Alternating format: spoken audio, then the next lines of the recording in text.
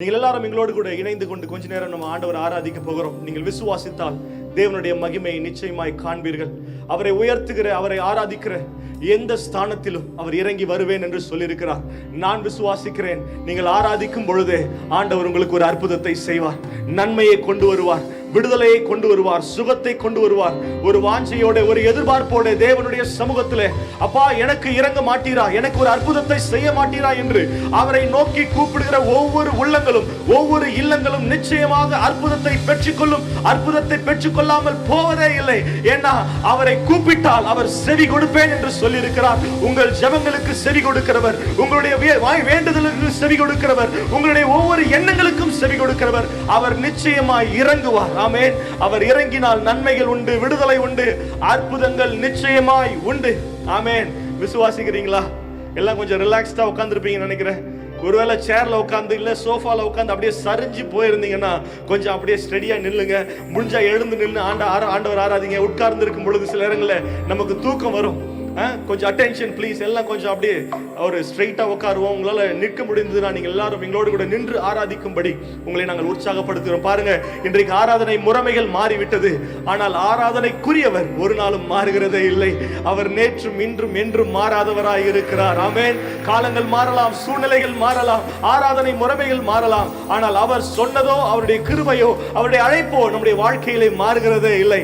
ஆமென். அதனால உங்களை ஒவ்வொருவரையும் உற்சாகப்படுத்துகிறேன். இருக்கிற இடத்துல எல்லாம் கண்களை மூடி ஆண்டவரை கொஞ்ச நேரம் ஆராதிப்போம். Thank you Holy Spirit. எல்லா வாய்களை திறந்து கொஞ்ச நேரம் அப்படியே ஆண்டவர் ஆராதிங்க பார்க்கலாம், துதிங்க பார்க்கலாம். Just start praising Jesus. அவரை உயர்த்துங்க. Thank you Jesus. உம்மை உயர்த்துகிறோம் ஆண்டவரே. நீர் நல்லவர், நீர் போதுமானவர், நீர் அற்புதங்கள் செய்கிறவர். எனக்காக யாவையும் நன்மைக்கு ஏதுவாக, சமாதானத்துக்கு ஏதுவாக, உயர்வுக்கு ஏதுவாக செய்து முடிக்கிறவர். உம்மை போல ஒரு தெய்வம் இல்லை. என்னை நேசிக்க, காப்பாற்ற, உயர்த்த, மேன்மைப்படுத்த எனக்காக வானம் விட்டு, எனக்காக சிங்காசனம் விட்டு பூமியை இறங்கி வந்தீரே. அப்பா, உம்மை நாங்கள் உயர்த்துகிறோம், உம்மை ஆராதிக்கிறோம். தேவ பிரசன்னமே இறங்கியே வந்திடுதே. என்னோட கூட சேர்ந்து பாடுவீங்களா? தேவ பிரசன்னம், தேவ பிரசன்னமே இறங்கியே வந்திடுதே. எல்லாம் சொல்லுவோமா? தேவ பிரசன்னமே, தேவ பிரசன்னமே இறங்கியே வந்திடுதே. எல்லா வாய்களும் அறிக்கை செய்யட்டும். யாரும் சும்மா இருக்க வேணாம். சொல்லுங்க, தேவ பிரசன்னமே இறங்கியே வந்திடுதே. தேவனின் மகிமை, தேவனின் மகிமை நம்மை எல்லாம் பரிசுத்த ஸ்தலத்தில் மூடுதே. தேவனின் மகிமை நம்மை எல்லாம் பரிசுத்த ஸ்தலத்தில் மூடுதே. தேவ பிரசன்னமே. இப்பொழுது right now in the name of Jesus, இப்பொழுதே பார்த்து கொண்டிருக்கிற ஒவ்வொரு குடும்பங்களிலும், ஒவ்வொரு நபர்கள் மேலும் தீர்க்க தரிசனமாய் சொல்கிறேன். ஒரு வல்லமையின் ஆவியானவர், உங்களை சுகப்படுத்துகிற ஆவியானவர், உங்கள் குறைவுகளை நிறைவாய் மாற்றுகிற ஆவியானவர், உங்களை உயர்த்துகிறவர், உங்களை தகுதிப்படுத்துகிறவர், உங்களுக்காக யுத்தங்கள் செய்கிறவர் இப்பொழுதே உங்கள் குடும்பத்தில் இறங்கி வருவாராக. நீங்க பார்த்து கொண்டிருக்கும் போது ஒருவேளை டிவில ஒரு ஆராதனை நடக்குதுன்னு பார்க்காம, இதோ நேரலையாய் ஆண்டவர் என்னோடு கூட பேசிக் கொண்டிருக்கிறார், என் சூழ்நிலைக்கு நேராய் பேசிக் கொண்டிருக்கிறார் என்கிற ஒரு எதிர்பார்ப்போட பார்த்து கொண்டிருப்பீர்கள் என்று சொன்னார். நான் நம்புகிறேன், விசுவாசிக்கிறேன். ஆண்டவர் வல்லமை செய்ய, ஆண்டவர் உங்கள் மத்தியில இறங்கி கிரியை செய்ய அவர் வல்லவராக இருக்கிறார். அதனால அவர் பிரசன்னம் எந்த இடத்திலும் இறங்கி வந்து அற்புதத்தை செய்கிறதா இருக்கிறது. சொல்லுவோமா எல்லாரும் சேர்ந்து? தேவ பிரசன்னமே, தேவ பிரசன்னமே. என்னோட கூட சேர்ந்து சொல்லுங்க. அப்பா, என் குடும்பத்தின் மேல, என் வாழ்க்கையின் மேல, என் பிள்ளைகளின் மேல, என் கணவரின் மேல, என் மனைவியின் மேல, ஆண்டவரே என் பெற்றோர்கள் மேல தேவ பிரசன்னம் இறங்கி வருவதாக. என்னை பலப்படுத்துகிற ஒரு பிரசன்னம், என்னை தகுதிப்படுத்துகிற ஒரு பிரசன்னம். ரகபதன ஷேதரியாந்தரோ தேவ பிரசன்னம், தேவ பிரசன்னமே இப்பொழுதே இறங்கி வரட்டும் ஆண்டவரே.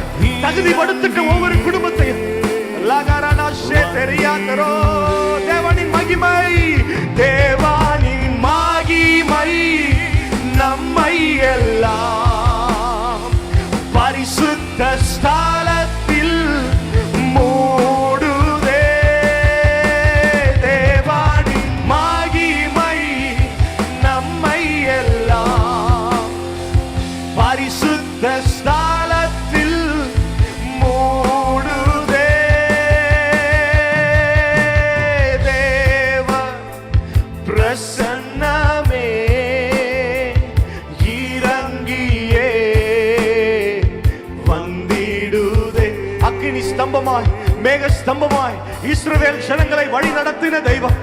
வறண்ட வனாந்தரத்திலே வறட்சியிலே அவர் வெளிச்சமாய் வந்தார், அக்கினி ஸ்தம்பமாய் வந்தார், மேக ஸ்தம்பமாய் வந்தார்.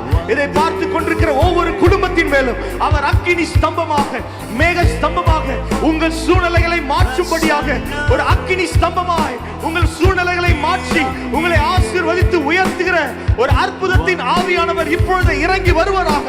Right now in the name of Jesus, I speak life over every family. I speak healing over every single family who is watching right now. I speak a deliverance. I speak God's glorious presence be upon every single family who is watching right now.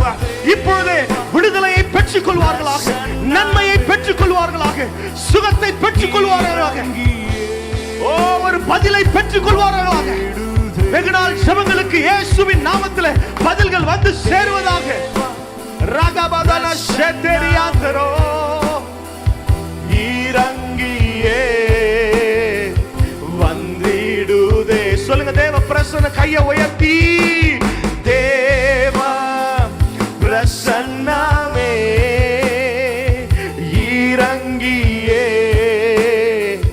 வந்திடுதே. சொல்லுங்க, தேவனின் மகிமை எல்லாரும் எங்களோடு கூட சேர்ந்து என் குடும்பத்தை இப்பொழுதே மூடுவதாக, என் சூழ்நிலையை இப்பொழுதே மூடுவதாக விசுவாசித்தால் நீ தேவ மகிமையை காண்பாய். I speak as a prophet of God. I speak as a minister of God right now in the name of Jesus. Let the fire of God be fall in every home. Rakasheteriandro மூடுதே. தேவ பிரசன்னமே இறங்கியே வந்திடுதே. கடைசியாக ஒரு விசை கூட, தேவ பிரசன்னமே இறங்கியே வந்திடுதே. ஆண்டவரே, ஒவ்வொரு குடும்பத்தின் மேல் உம்முடைய விசேஷித்த ஆவியானவர் இறங்கி வந்ததற்காக நாங்கள் நன்றி சொல்கிறோம் சுவாமி.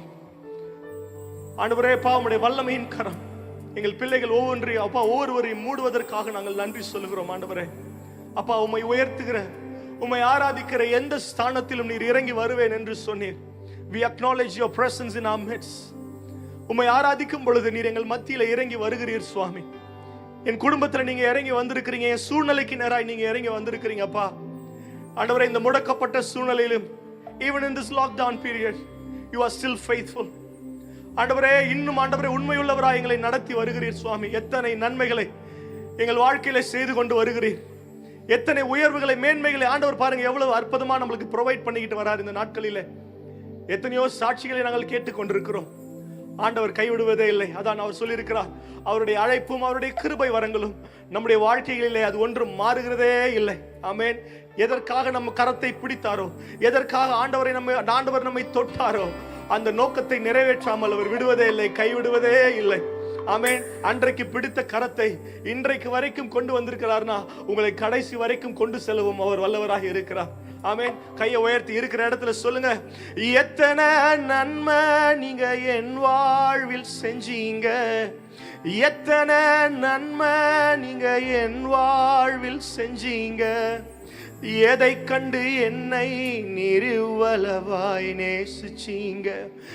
எதை கண்டு என்னை நீர் இவ்வளவாய் நேசிச்சீங்க? நன்றி உமக்கே நன்றி, நன்றி உமக்கே நன்றி, நன்றி உமக்கே நன்றி. சொல்லுங்க, தகப்பனே தகப்பனே நல்ல தகப்பனே, தகப்பனே நல்ல தகப்பனே, என்னை தாங்கிடும் நல்ல தகப்பனே, என்னை தாங்கிடும் நல்ல தகப்பனே. சொல்லுங்க, எத்தனை நன்மை, எத்தனை நன்மை நீங்க என் வாழ்வில் செஞ்சீங்க, எத்தனை நன்மை நீங்க என் வாழ்வில் செஞ்சீங்க. எதை கண்டு என்னை நீர் இவ்வளவாய் நேசிச்சீங்க? எதை கண்டு என்னை நீர் இவ்வளவாய், கையை உயர்த்தி சொல்லுங்க, நன்றி உமக்கே நன்றி, நன்றி உமக்கே நன்றி, நன்றி உமக்கே நன்றி. ஆண்டவர் பாருங்க எத்தனை நன்மை நம்முடைய வாழ்க்கையில செய்திருக்கிறார். இந்த பாடலை உங்களை உற்சாகப்படுத்தும்படி சொல்றேன். ஒரு கண்ணு தெரியாத குட்டி பிள்ளை பாடி இருக்குது. 8 வயசு பிள்ளை, கண்ணு தெரியாது. அந்த பிள்ளைய ஸ்டூடியோக்கு கூட்டு போய் பாட வைக்கும் பொழுது, நல்லா கேளுங்க, சபையில அல்ல ஸ்டூடியோல அந்த பிள்ளையை பாட வைக்கும் பொழுது, இந்த பாட்டை பாடிக்கிட்டே இருக்கும்போது அவர் செஞ்ச காரியங்கள் உள்ளங்களை உடைத்ததா இருந்தது. இன்றைக்கு சபைகளில நன்றி சொல்வதற்கு கைகளை உயர்த்துங்க, சத்தமா ஹல்லேலூயா சொல்லுங்க, இன்னைக்கு சொல்லி தான் உற்சாகப்படுத்துகிறதா இருக்கிறது. ஆனால் அந்த 8 வயசு குழந்தை ஸ்டூடியோவில், ரெக்கார்டிங் ஸ்டூடியோவில் நன்றி என்று பாடும் பொழுது அவளுடைய கை ஆட்டோமேட்டிக்கா மேல போச்சு. யாரும் சொல்லல கையை உயர்த்தி நன்றி சொல்லணும்னு, யாரும் சொல்லல. ஒரு கண்ணு தெரியாத பிள்ளை, குறைவுள்ள பிள்ளை, அது ஆண்டவரை பார்த்து சொல்லுது, எனக்கு குறை ஒன்றும் இல்லை ஆண்டவரே, என்னை நிறைவா நீங்க வச்சிருக்கிறீங்க. நிறைய நேரங்களில் கிறிஸ்தவர்கள் ஆண்டவர் எத்தனையோ நிறைகளை நம்முடைய வாழ்க்கையில செய்திருக்கிறார், எத்தனையோ அற்புதங்களை, அதிசயங்களை, மேன்மையான காரியங்களை நம்முடைய வாழ்க்கையில செய்திருக்கிறார். ஆனால் நம் வாழ்க்கையில நிறைகளை பேசுவதே இல்லை, குறைகளை தான் பேசி கொண்டிருக்கிறோம். ஆனால் ஒரு குறையுள்ள குழந்தை, கண்ணு தெரியாத குழந்தை, அவ பாடுறா, குறை ஒன்றும் இல்ல ஆண்டவரே, என்ன நீங்க நிறைவா வச்சிருக்கிறீங்கன்னு சொல்லி யாரும் சொல்லி கொடுக்கல. நன்றின்னு வந்த உடனே அந்த ஸ்டூடியோல கையை உயர்த்தி அந்த பிள்ளை பாடுச்சு. ஆமென். எத்தனை பேருக்கு உள்ளம் நன்றியால் நிறைந்திருக்கிறது? உங்கள் உள்ளம் நன்றியால் என்றைக்கு நிறைந்திருக்கிறதோ அன்றைக்கு தாங்க பெரிய பெரிய அற்புதங்களை நாம் பெற்றுக் கொள்கிறோம். பெற்ற நன்மைக்கு உண்மை உள்ளவனாய் இருக்கிற ஒருவனை தான் ஆண்டவர் தேடி கொண்டிருக்கிறார். ஆமென். அதனால பெற்ற நன்மைக்கு நன்றி சொல்லுங்க, புதிதான நன்மைகள் உங்கள் வீடுகளை வந்து சேரும். ஆமென். சொல்லுங்க, குறை ஒன்றும் இல்ல என்னை நிறைவாக நடத்துறீங்க, குறை ஒன்றும் இல்ல என்னை நிறைவாக நடத்துறீங்க, நன்றி சொல்ல வார்த்தை இல்ல நலமாக நடத்துறீங்க, நன்றி சொல்ல வார்த்தை இல்ல நலமாக நடத்துறீங்க, நன்றி உமக்கே நன்றி. கைகளை உயர்த்தி எல்லாரும், நன்றி உமக்கே நன்றி, நன்றி உமக்கே நன்றி. தகப்பனே தகப்பனே நல்ல தகப்பனே, தகப்பனே நல்ல தகப்பனே, என்னை தாங்கிடும் நல்ல தகப்பனே, என்னை தாங்கிடும் நல்ல தகப்பனே. தகுதிக்கு மிஞ்சி என்ன நன்மையால நிரப்புறீங்க, தகுதிக்கு மிஞ்சி என்ன நன்மையால நிரப்புறீங்க, உதவாத என் மேல் நீர் உண்மையாக இருக்கிறீங்க, உதவாத என் மேல் நீர் உண்மையா. கையை உயர்த்தி சொல்லுவோமா, நன்றி உமக்கே நன்றி. எஸ் லார்ட், நன்றி உமக்கு. கையை உயர்த்தி நன்றி சொல்லுங்க. நன்றி சொல்ல சொல்ல ஆண்டவர் உங்க வாழ்க்கையில ஒரு அற்புதத்தை செய்வார். ஆமா ஆண்டவரே, எத்தனை நன்மை செஞ்சீங்க ஆண்டவரே. எல்லா நன்றிகளப்பா, எல்லா நன்மைகளுக்கும் நான் நன்றி சொல்றேன்ப்பா. உயர்வை தந்தீரே, என்னை பாதுகாத்தீரே, என்னை போஷித்தீரே, எனக்கு நன்மைகள் செய்தீரே, என்னை பாதுகாத்தீரே, என்னை சுகப்படுத்தினீரே, என் வாழ்க்கையில எண்ணி முடியாத நன்மைகளை செய்தீரே, என் பிள்ளையை பாதுகாத்தீரே, எனக்கு தேவைகள் எல்லாம் சந்தித்தீரே. சொல்லுங்க, நன்றி அப்பா. என்னை தாங்குகிற சுமக்கிற தகப்பனே, நல்ல தகப்பனே, என்னை சுமந்திடும் நல்ல தகப்பனே, என்னை தாங்கிடும், என்னை தாங்கிடும் நல்ல தகப்பனே. ஆமே, நம்மை தாங்குகிற, நம்மை சுமக்கிற ஒரு நல்ல தகப்பன் நமக்கு இருக்கிறார். நன்றி சொல்லுகிற இடத்துல ஆண்டவர் நன்மைகளை பெருக செய்கிறவராய் இருக்கிறார். நன்மை பெற்று நன்றி சொல்வது ஒரு சாதாரணமான செயலுங்க. நல்லா கேளுங்க. நன்றியை, நல்ல ஒரு நன்மைகளை பெற்றுக்கொண்டு, உயர்வுகளை, ப்ரமோஷனை பெற்றுக்கொண்டு, இல்ல ஒரு இடத்துல நன்மையை பெற்றுக்கொண்டு தேங்க்யூ பிரதர்னு சொல்றது அது நார்மல், அது ஒரு சாதாரணமான செயல். ஆனா நன்மையே நடக்கல, அற்புதமே நடக்கல, இன்னும் நான் ஜெபித்த ஜெபத்திற்கு ஒன்னும் பதிலே வரல, ஆனாலும் அப்பாக்கு நான் நன்றி சொல்றேன்ற ஒரு இருதயம் இருக்குது பாத்தீங்களா, அதுதான் ஒரு உண்மையான கிறிஸ்தவனின் இருதயமாய் இருக்கிறது. அந்த மாதிரி இருதயத்தை தான் ஆண்டவர் எதிர்பார்த்து கொண்டிருக்கிறார். ஆமென், ஆமென். இன்றைக்கும் ஆண்டவர் எதிர்பார்ப்போட இருக்கிற உங்கள் ஒவ்வொருவரையும் எதிர்பார்ப்புக்கு மேலாக உங்களை ஆசீர்வதிப்பாராக. ஆமென். வறண்ட நிலங்களை எல்லாம் செழிப்பாய் மாற்றுகிற ஒரு ஆவியானவர் நம்மோடு கூட இருக்கிறார். ஆமென். எங்களோடு கூட சேர்ந்து சொல்லுங்க, என் எதிர்பார்ப்புக்கு மேலாக செய்பவரே, என் ஜெபங்கள் அனைத்திற்கும் பதில் தருவீரே, எதிர்பார்ப்புக்கு மேலாக செய்பவரே, என் ஜெபங்கள் அனைத்திற்கும் பதில் தருவீரே. சொல்லுங்க, ஏகோவா ஈரே, ஏகோவா ஈரே, எனக்கெல்லாம் நீரே, என் தேவை எல்லாம் சந்திப்பீ. தேவைகளை சந்திக்கிறவர் ஒருவர் உங்களோடு கூட உண்டு. ஏகோவா ஈரே, எனக்கெல்லாம் நீரே, என் தேவை எல்லாம் சந்திப்பீர். சொல்லுங்க, என் எதிர்பார்ப்புக்கு மேலாக, என் எதிர்பார்ப்புக்கு மேலாக செய்பவரே, என் ஜெபங்கள் அனைத்திற்கும் பதில் தருவீரே, எதிர்பார்ப்புக்கு மேலாக செய்பவரே, என் ஜெபங்கள் அனைத்திற்கும் பதில் தருவீரே.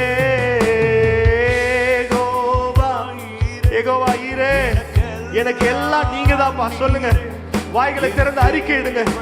யாரும் சும்மா வேடிக்கை பார்க்க வேண்டாம். Don't be a spectator, be a participant in the worship. Jehovah ஈரே, எனக்கெல்லாம் நீரே, என் தேவை எல்லாம் சந்திப்பீர். நல்லா கேளுங்க. எபேசியர் 3:20 சொல்கிறது, நாம் ஜெபிப்பதற்கும் வேண்டிக் கொள்ளுவதற்கும் மிகவும் அதிகமாய் செய்கிற தெய்வம் உங்களோடு கூட இருக்கிறார். ஆமென். ஒருவேளை நீங்கள் யோசிக்கலாம், ஆண்டவரே என் ஜெபத்துக்கு பதில் தாங்கன்னு கேட்டுக்கொண்டிருக்கலாம். ஆண்டவர் சொல்கிறார், உன் ஜெபத்திற்கும் மேலாக, உன்னுடைய எதிர்பார்ப்புக்கும் மேலாக, உன்னுடைய நினைவுகளுக்கும் மேலாக, உன்னுடைய எண்ணங்களுக்கும் மேலாக செய்கிற ஒரு ஆண்டவர் உன்னோடு கூட இருக்கிறார். ஆமென். நல்லா கேளுங்க. எதிர்பார்த்ததை அவர் அப்படியே செய்தால் அதற்கு பெயர் அற்புதம் இல்லைங்க. எத்தனை பேருக்கு புரியுது? நீங்கள் எதிர்பார்க்கிறதை அப்படியே ஆண்டவர் உங்கள் வாழ்க்கையில செய்தார் என்றால் அதற்கு பெயர் அற்புதம் இல்லை. எதுங்க அற்புதம்? வசனத்தின்படி என் எதிர்பார்ப்புகளுக்கும் ஜெபங்களுக்கும் மிகவும் அதிகமாய் செய்கிற வல்லமையை ஆண்டவர் வைத்திருக்கிறார். ஆண்டவர் நமக்கு கொடுத்திருக்கிறார். அவர் நிச்சயமாய் செய்வார். இதோ தீர்க்க தரிசனமாய் இதை பார்த்து கொண்டிருக்கிற ஒவ்வொரு குடும்பத்திற்கு நேராய் சொல்கிறேன், நீங்கள் நினைப்பதற்கும் வேண்டிக் கொள்வதற்கும் மிகவும் அதிகமாய் ஒரு படி மேலாக உங்கள் வாழ்க்கையிலே ஆண்டவர் அற்புதங்களையும் நன்மைகளையும் ஆசீர்வாதங்களையும் உயர்வுகளையும் ஒரு நிச்சயமான உங்களுக்கு சுகங்களையும் ஆண்டவர் தந்து நிச்சயமாய் உங்களை ஆசீர்வதிப்பார். ஆமென். சொல்லுங்க, விசுவாசத்தோட கையை உயர்த்தி எங்க இருந்தாலும், என் எதிர்பார்ப்புக்கு மேலாக செய்பவரே, என் ஜெபங்கள் அனைத்திற்கும் ஒன்று கூட மிஸ் ஆகாது. ஒன்று கூட மிஸ்ஸே ஆகாது. நிச்சயமாக செய்வா. நிச்சயமாகவே முடிவு உண்டு. நிச்சயமாகவே நன்மை உண்டு. ஆணை தீர்க்கும் பதில் தருவி. கையை உயர்த்தி யெகோவா ஈரே, யெகோவா ஈரே, எனக்கெல்லாம் நீரே, என் தேவை எல்லாம் சந்திப்பீர். யெகோவா ஈரே, யெகோவா ஈரே, யெகோவா ஈரே, எல்லாமே நீங்க தான்ப்பா. Oh thank you Jesus. ரபதலரா செட்டரியாந்தரோ. ஒவ்வொரு நாளும் அதிசயமாக, ஒவ்வொரு நாளும் அதிசயமாக போஷித்தீரே. தலை குனிந்த இடங்களில் எல்லாம் உயர்த்தி நீரே. ஒவ்வொரு நாளும் அதிசயமாக போஷித்தி. இந்த 6 மாசம் ஆண்டவர் நம்மை போஷித்திருக்கிறார். நம்ம தலையை குனிய விடாமல் தலையை உயர்த்தி வைத்திருக்கிறார். சொல்லுங்க, ஒவ்வொரு நாளும் அதிசயமாக போஷித்தீரே. தலை குனிந்த இடங்களில் எல்லாம் உயர்த்தி. கையை உயர்த்தி யெகோவா ஈரே, யெகோவா ஈரே, எனக்கெல்லாம் நீரே, என் தேவை எல்லாம் சந்திப்பீர். யெகோவா ஈரே, யெகோவா ஈரே, எனக்கெல்லாம் நீரே, என் தேவை எல்லாம் சந்திப்பீர். கையை உயர்த்தி ஆராதனை, ஆராதனை, ஆராதனை, ஆராதனை உமக்கு. எல்லா குடும்பங்களும் கையை உயர்த்தி சொல்லுங்க, ஆராதிக்க பார்க்கலாம். யாரும் சும்மா இருக்க வேண்டாம். யாரும் வேடிக்கை பார்க்க வேண்டாம். உங்க நேரத்தை வீணடிக்க வேண்டாம். எல்லா கையை உயர்த்தி எங்க இருந்தாலும் I want you to worship. I want you to lift up Jesus name. His name be glorified. ஆராதனை ஒருவருக்கு மாத்திரமே. ஆராதனைக்கு பாத்திரரே, துதிக்கு பாத்திரரே, துதிகளின் மத்தியில் வாசம் செய்கிறவரே, எழுந்தருளுவீராக.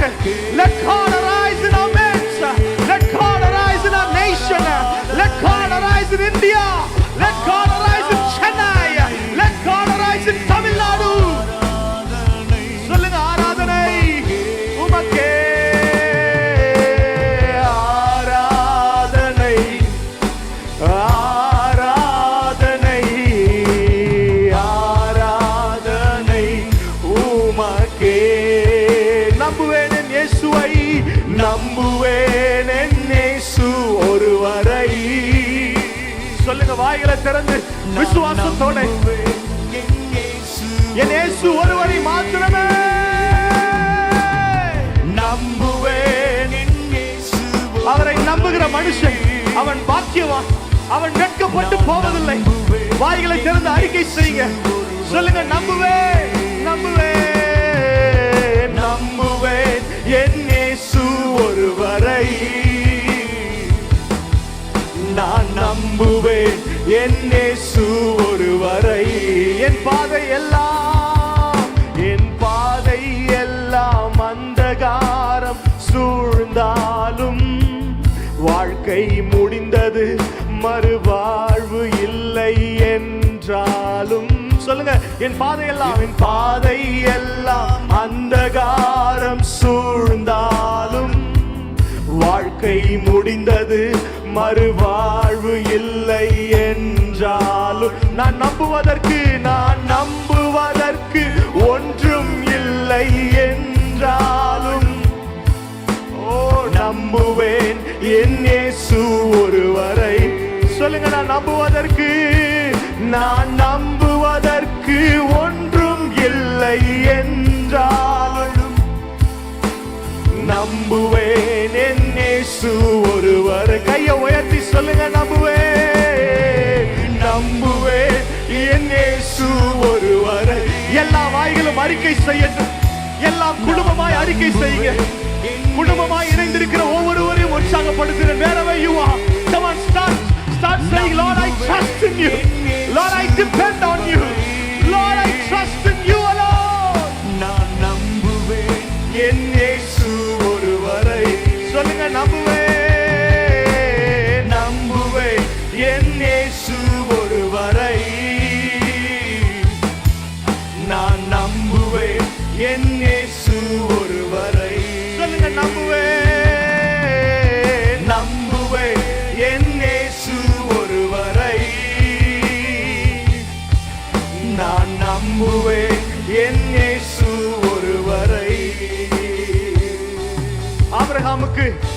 ஆண்டவர் வாக்கு பண்ணினார், உன்னுடைய ஜாதியை நான் ஆசீர்வதிக்கவே ஆசீர்வதித்து நான் பெருகவே பெருக பண்ணுவேன் என்று சொன்னார்.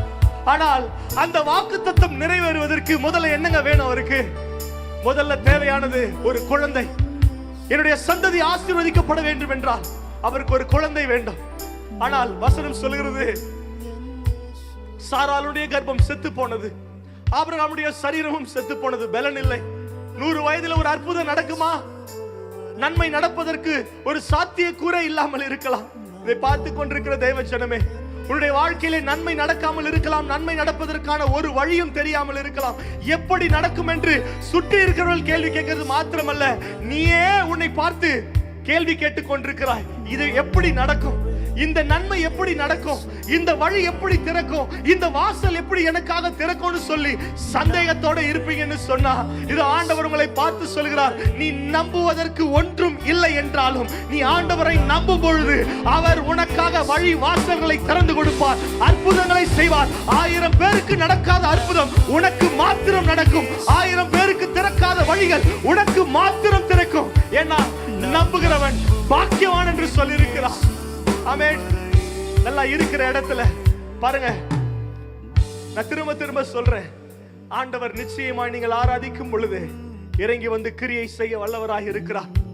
தேவ பிரசன்னத்தில் நமக்கு நன்மைகள் உண்டு. ஆமென். என்ன ஒரு தேவையா இருந்தாலும் சரி, அது மலை போல தேவையா இருந்தாலும் சரி, எவ்வளவு பெரிய தேவை உங்களுக்கு முன்பதாக இருந்தாலும் சரி, நான் இயேசுவையும் நம்புகிறேன் என்று அல்ல, இயேசுவை மாத்திரம் நம்புகிறேன் என்று சொல்லுகிற குடும்பமாய் இருப்பீர்கள் என்று சொன்னார், அவர் நிச்சயமாய் அற்புதத்தை உங்கள் கண்கள் காண செய்வார். ஒரு ஆமென் சொல்லுங்களேன். அவர் நிச்சயமாய் உங்கள் அற்புதங்களை நிச்சயமா உங்கள் வீடு தேடி வந்து கொடுக்க அவர் வல்லவராய் இருக்கிறார். சொல்லுங்க, நான் அவரை மாத்திரமே நம்பி இருக்கிறேன். சொல்லுங்க, நம்புவேன் என் இயேசு ஒருவரை, நான் நம்புவேன் என் இயேசு ஒருவரை. சொல்லுங்க, நம்புவேன் என் இயேசு ஒருவரை, நம்புவேன், நான் நம்புவேன் என் இயேசு ஒருவரை. ஆமென். அந்த வசனத்தை திரும்ப சொல்லுவோமா? நான் நம்புவதற்கு ஒன்றும் இல்லை என்றாலும் நம்புவேன் என் இயேசு ஒருவரை. சொல்லுங்க, நான் பார்ப்பதற்கு ஒன்றும் இல்லை என்றாலும் நம்புவேன் என் இயேசு ஒருவரை. நல்லா கேளுங்க. 2 நாளாகமம் 13ஆம் அதிகாரத்துல ஒரு அற்புதமான சம்பவம் நடக்கிறது. யூதாவின் ராஜாவாக அபியா இருக்கிறார், இஸ்ரவேலின் ராஜாவாக யெரொபெயாம் இருக்கிறார். இஸ்ரவேலின் ராஜாவோ கர்த்தருக்கு பிரியமில்லாத காரியங்களை செய்து கொண்டிருக்கிறான். அட்டென்ஷன் ப்ளீஸ், நல்லா கேளுங்க வசனத்தை. இஸ்ரவேலின் ராஜா கர்த்தருக்கு விரோதமாய் செய்து கொண்டிருக்கிறான். யூதாவின் ராஜா அபியாவோ கர்த்தருக்கு பிரியமானதை செய்து கொண்டிருக்கிறான். இவர்கள் 2 பேருக்கும் ஒரு பெரிய யுத்தம் நடக்கிறது. அந்த யுத்தத்துல பாருங்க, யெரொபெயாம் இடத்துல 8 லட்சம் காலாட்கள் பராக்கிரமசாலிகள் இருக்கிறார்கள், வல்லமை மிகுந்த போர் சேவகர்கள் இருக்கிறார்கள்.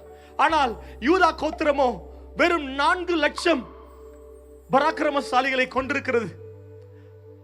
யாருங்க ஜெயிப்பா? யாரு ஜெயிப்பா? 8 லட்சம் பேர் இருக்கிறவங்க ஜெயிப்பாங்களா? இல்ல 4 லட்சம் பேர் இருக்கிறவங்க ஜெயிப்பாங்களா? உலகமாய் பார்த்தால் எங்கே எண்ணிக்கை அதிகமாக இருக்கிறதோ அவர்கள் தான் ஜெயிப்பார்கள். அவங்க பக்கம் தான் சப்போர்ட், அவங்க தான் பெரியவங்க.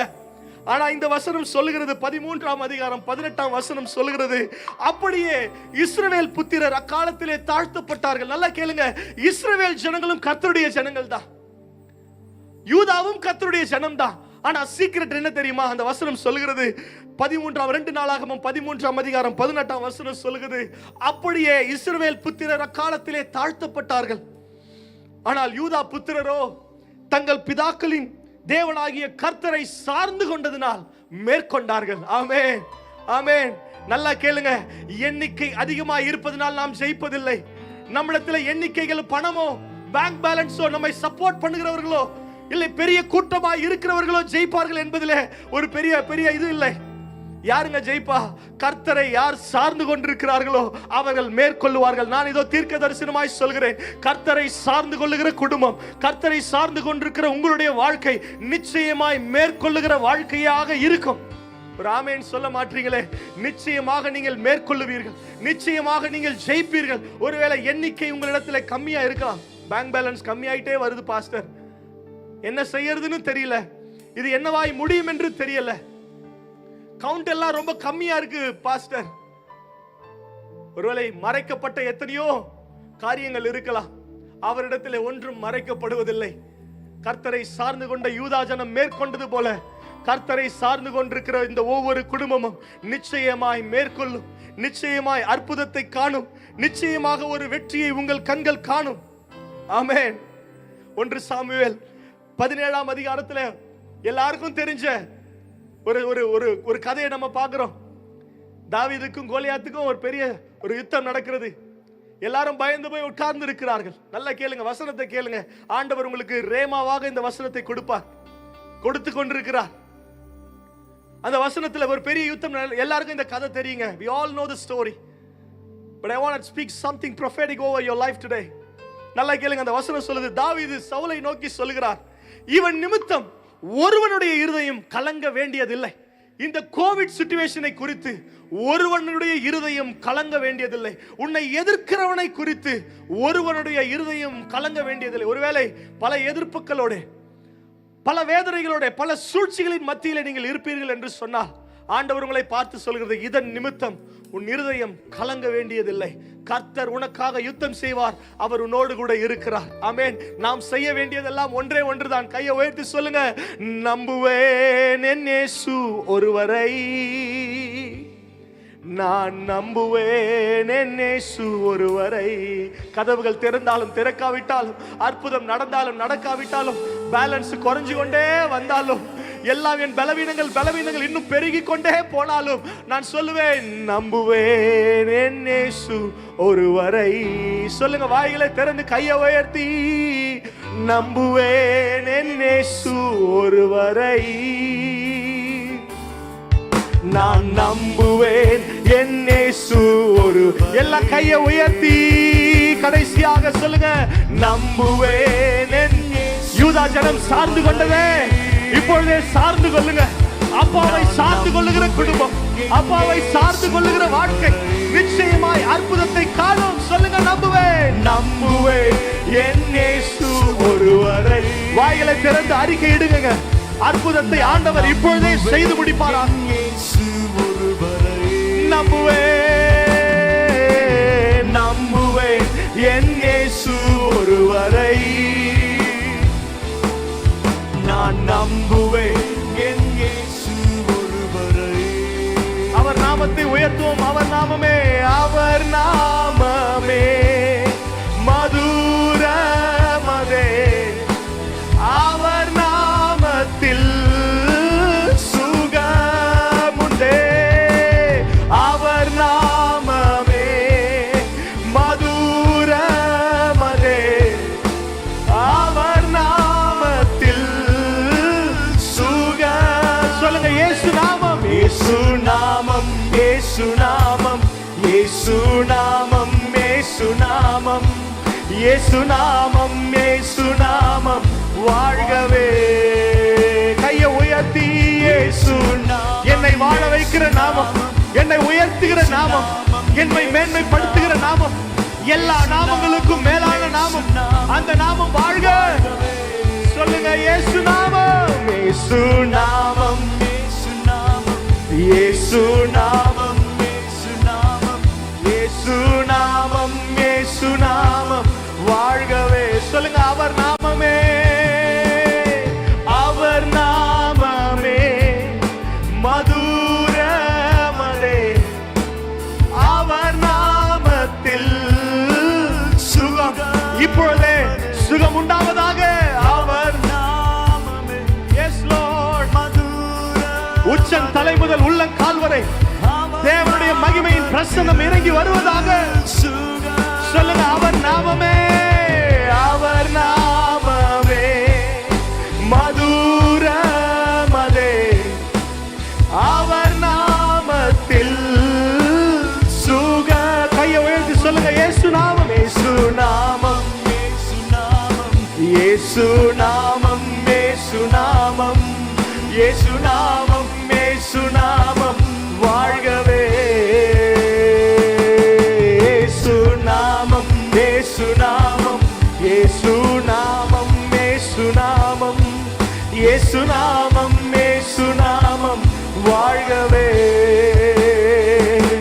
நம்மை வாழ வைத்த நாமம், நம்மை உயர்த்தி வைத்திருக்கிற நாமம், நம்மை மேன்மைப்படுத்தி இருக்கிற நாமம். ஆமே. நல்ல கையை உயர்த்தி எங்க இருந்தாலும் சொல்லுங்க, அந்த இயேசுவின் நாமம் வாழ்க, அந்த இயேசுவின் நாமம் உயர்க. ரகபா ஷெட்டெரியாந்தரோ, என்னை வாழ வைத்தவரே, ஏகோவா ஈரே, ஏகோவா ஷம்மா, ஏகோவா ரஃபா, எல்லா நாமங்களுக்கும் மேலான நாமம். முழங்கால்கள் யாவும் முடங்கும் நாமம், நாவுகள் யாவும் அறிக்கை செய்யும் நாமம். அந்த நாமம் வாழ்க. சொல்லுங்க, வாய்களை திறந்து, யாரும் சும்மா இருக்க வேண்டாம், வாய்களை திறந்து சொல்லுங்க, அவர் நாமம் வாழ்க. இயேசு என்னும் இனிய நாமம் வாழ்க. அந்த மதுரமான நாமம் வாழ்க. என்னை பாதுகாக்கிற நாமம் வாழ்க. ஆமென். இந்த நாட்களிலே அவர் கிருபை நம்மை தளர விடாமல் தாங்கி கொண்டிருக்கிறது, தள்ளி விடாமல் தாங்கி பிடித்துக் கொண்டிருக்கிறது. ஆமென். நாங்கள் நிற்பதும் நிர்மூலமாகாது இருப்பதும் அவருடைய சுத்த கிருபையாய் இருக்கிறது. நாம் இந்த 6 மாதங்கள், விசேஷமாக இந்த 6 மாதங்கள் அவர் கிருபை மாத்திரமே நம்மை நடத்தி இருக்கிறது.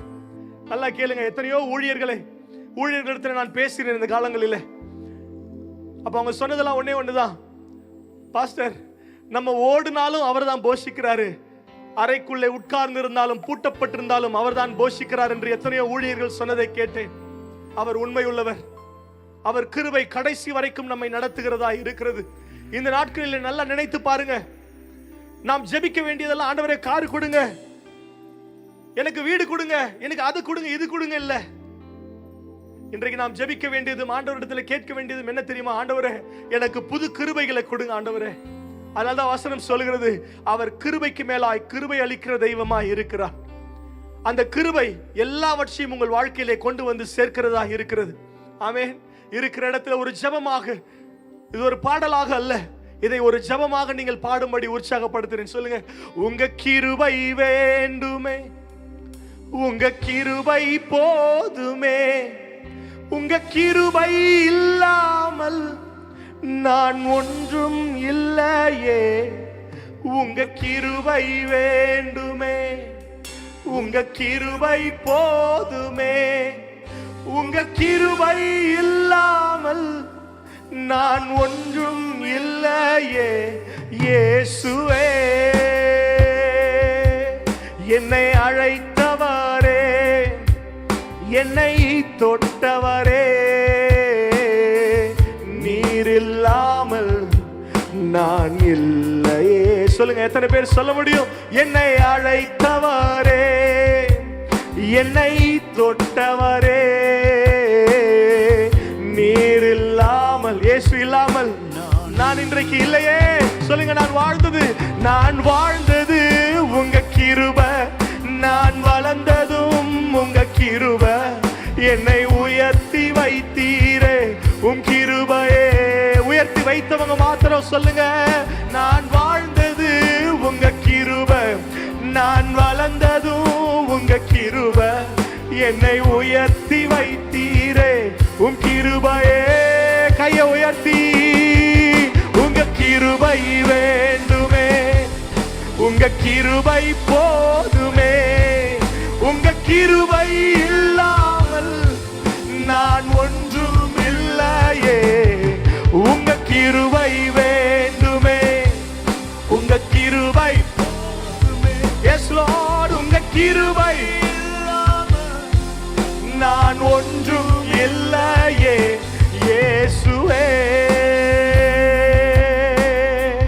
தனிமையில் அழுத போது தேற்றிட யாரும் இல்ல, தள்ளாடி நடந்த போது தாங்கிட யாரும் இல்ல, தனிமையில் அழுத போது தேற்றிட யாரும் இல்ல, தள்ளாடி நடந்த போது தாங்கிட யாரும் இல்ல, கதறி கதறி அழுத நேரத்தில் என் கண்ணீர் துடைத்த உங்க கிருபை, கதறி அழுத நேரத்தில் என் கண்ணீர் துடைத்த உங்க கிருபை, உங்க கிருபை இல்லைனா நானும் இல்லை. எத்தனை பேர் உண்மையாய் சொல்ல முடியும்? உங்க கிருபை இல்லைனா நானும் இல்லை. கையை உயர்த்தி சொல்லுங்க, உங்க கிருபை வேண்டுமே, உங்க கிருபை போதுமே,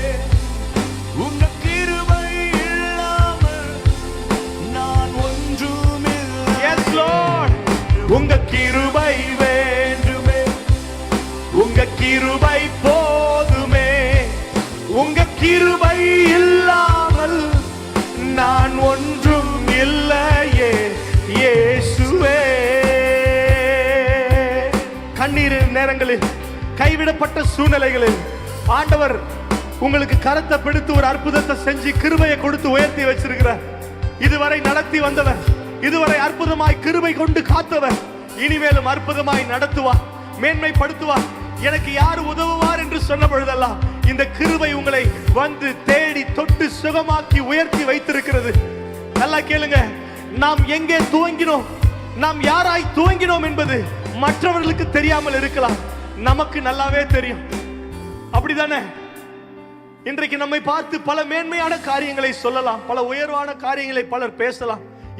ஏன் நம்மை குறித்தே நாம் பெருமையான காரியங்களை கூட பேசலாம். ஆனால் உங்களுக்கு நன்றாகவே தெரியும் நீங்கள் யாராய் துவங்கினீர்கள், என்னவாய் துவங்கினீர்கள், எந்த சூழ்நிலையில் துவங்கினீர்கள் என்று. அன்றைக்கு துவங்கும் பொழுது ஒன்றுமில்லை, இன்றைக்கு அநேக நன்மைகளை கிருபைகளை ஆண்டவர் கொடுத்திருக்கிறார். நல்லா கேளுங்க, இங்க கை விட்டுட்டு போக மாட்டார். அன்னைக்கு வெறுமையாய் இருந்தப்பவே கை கொடுத்தாருன்னா இன்னைக்கு எத்தனையோ நன்மைகளை கொடுத்திருக்கிறார், கைவிட மாட்டாருங்க. நம்ம பண்ண வேண்டியதில் அவர் கிருபையின் மேல் சார்ந்து கொள்ளுகிறவர்களாய், அவர் கிருபையின் மேல் நம்பிக்கை உள்ளவர்களாய்.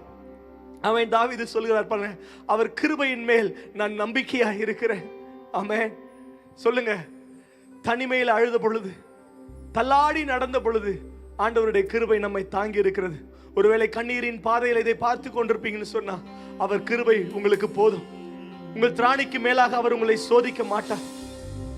அவர் உங்களுக்கு பலன் தருவார், உங்களுக்கு கிருபை தருவார். இந்த சூழ்நிலையை மேற்கொள்வதற்கான கிருபையை அவர் மழை போல உங்கள் மேலே, உங்கள் குடும்பத்தின் மேலே, உங்கள் வாழ்க்கையின் மேலே அவர் ஊற்றி விடுவார். ஆமென். தகுதி இல்லாத நம்மை அவர் தகுதிப்படுத்துகிற தெய்வமாய் இருக்கிறார். சொல்லுங்க, நான் என்று சொல்ல எனக்கொன்றும் இல்ல, திறமன்னு சொல்ல என்னிடம் எதுவும் இல்ல. நான் என்று சொல்ல எனக்கொன்றும் இல்ல, திறமன்னு சொல்ல என்னிடம் எதுவும் இல்ல. தகுதி இல்லா என்னை உயர்த்தினது உங்க கிருபை, தகுதி இல்லா என்னை உயர்த்தினது உங்க கிருபை. உங்க கிருபை இல்லைனா நானும் இல்ல. எத்தனை பேர் உண்மையாய் சொல்ல முடியும்? உங்க கிருபை இல்லைனா நானும் இல்ல. சொல்லுங்க, உங்க தயவு இல்லைனா, உங்க தயவு இல்லைனா நானும் இல்ல. உங்க அன்பு இல்லைனா, உங்க அன்பு இல்லைனா நானும் இல்ல. உங்க இரக்கம் இல்லைனா, உங்க இரக்கம் இல்லைனா நானும் இல்ல. உங்க அழைப்பு இல்லைனா, உங்க அழைப்பு இல்லைனா நானும் இல்ல. சொல்லுங்க, உங்க தொடுதல் இல்லைனாப்பா, உங்க தொடுதல் இல்லைனா நானும் இல்ல. உங்க அன்பு இல்லைனா, உங்க அன்பு இல்லைனா நானும் இல்ல. உங்க கிருபை இல்லைனா, உங்க கிருபை இல்லைனா நானும் இல்ல. உங்க கிருபை ஒரு விஷயம் கூட, உங்க கிருபை இல்லைனா நானும் இல்லை. எல்லா கைகளை உயர்த்தி சொல்லுவோம், உங்க கிருபை வேண்டுமே, உங்க கிருபை போதுமே.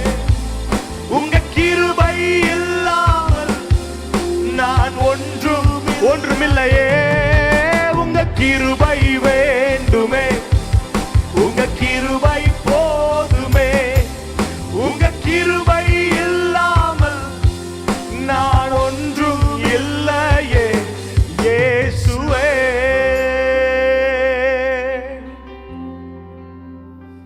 உங்க கிருபை இல்லாமல் நாங்க இல்ல ஆண்டவரே. விசேஷமாக இதை பார்த்து கொண்டிருக்கிற ஒவ்வொரு குடும்பத்திற்காக நாங்கள் ஜெபிக்கிறோம் ஆண்டவரே. உம்முடைய கிருபை, உம்முடைய மாறாத கிருபை, உம்முடைய வற்றாத கிருபை அப்பா, உயர்த்தி வைக்கிற கிருபை, அற்புதங்களை கொண்டு வருகிற கிருபை அவர்களை சூழ்ந்து கொள்வதாக, அவர்கள் குடும்பங்கள் மேலே தங்கி இருப்பதாக. ஒவ்வொரு பார்த்து கொண்டிருக்கிற ஒவ்வொரு குடும்பத்தையும் நபரையும் நாங்கள் ஆசீர்வதிக்கிறோம். வறட்சியாய் இருக்கிறதெல்லாம் செழிப்பாய் மாறட்டும். கண்ணீரினால் விதைத்துக் கொண்டிருக்கிறதெல்லாம் கம்பீரமாய் அறுக்கிற ஒரு அனுபவம் அவர்களுக்கு உண்டாகட்டும், சூழ்நிலை உண்டாகட்டும். ஒவ்வொரு குடும்பத்தையும் நாங்கள் ஆசீர்வதிக்கிறோம். நீர் எங்கள் குடும்பங்களிலே, வீடுகளிலே எழுந்தருளுவதற்காக நாங்கள் நன்றி சொல்லுகிறோம் சுவாமி. உங்க நாம மாத்திரம் மகிமைப்படட்டும். இயேசுவின் மூலம் ஜெபிக்கிறோம், ஆராதிக்கிறோம் எங்கள் நல்ல பிதாவே. ஆமென், ஆமென்.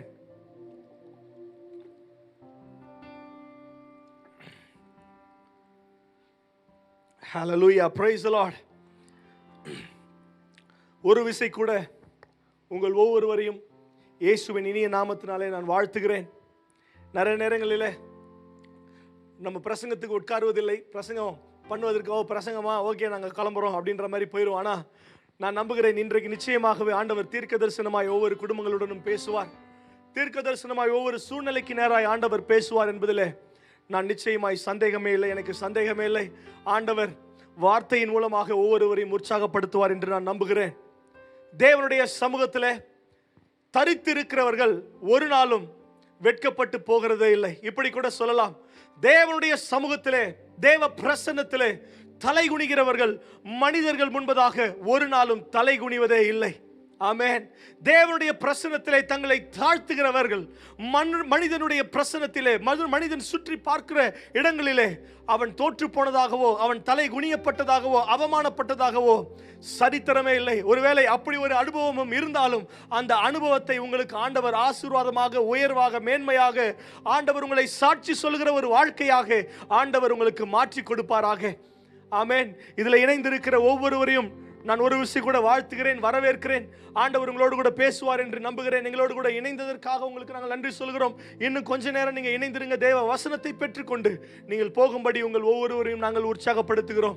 ஆமென். திரும்பவும் எல்லாம் சரிஞ்சு உட்காந்துட்டீங்களா?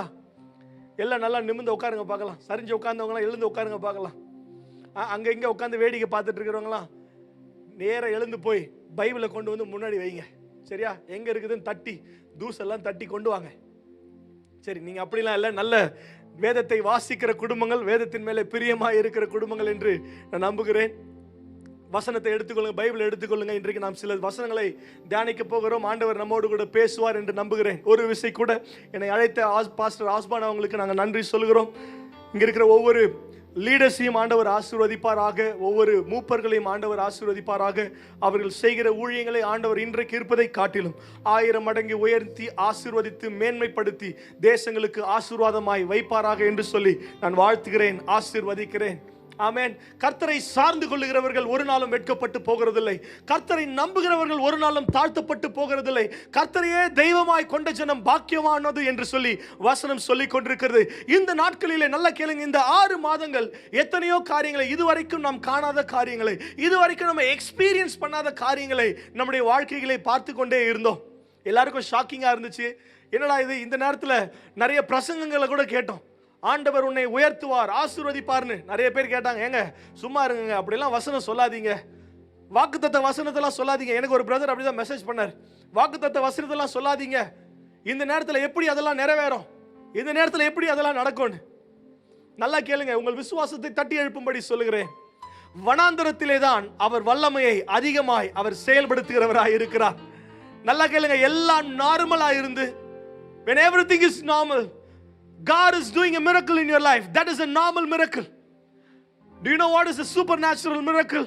When everything is shut, no door is open, எல்லாம் மூடப்பட்டிருக்கிறது, எல்லா கதவுகளும் அடைக்கப்பட்டிருக்கிறது, அற்புதம் நடப்பதற்கோ வாக்குத்தத்தம் நிறைவேறுவதற்கோ வழியே இல்லை.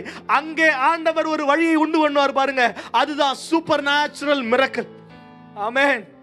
வறட்சியில் தான், வனாந்தரத்தில் தான் அவருடைய வல்லமையை அதிகமாய் ஆண்டவர் வெளிப்படுத்துகிறவராக இருக்கிறார். அது மாத்திரமல்ல, my God will reveal his greatest glorious power in the weakest places.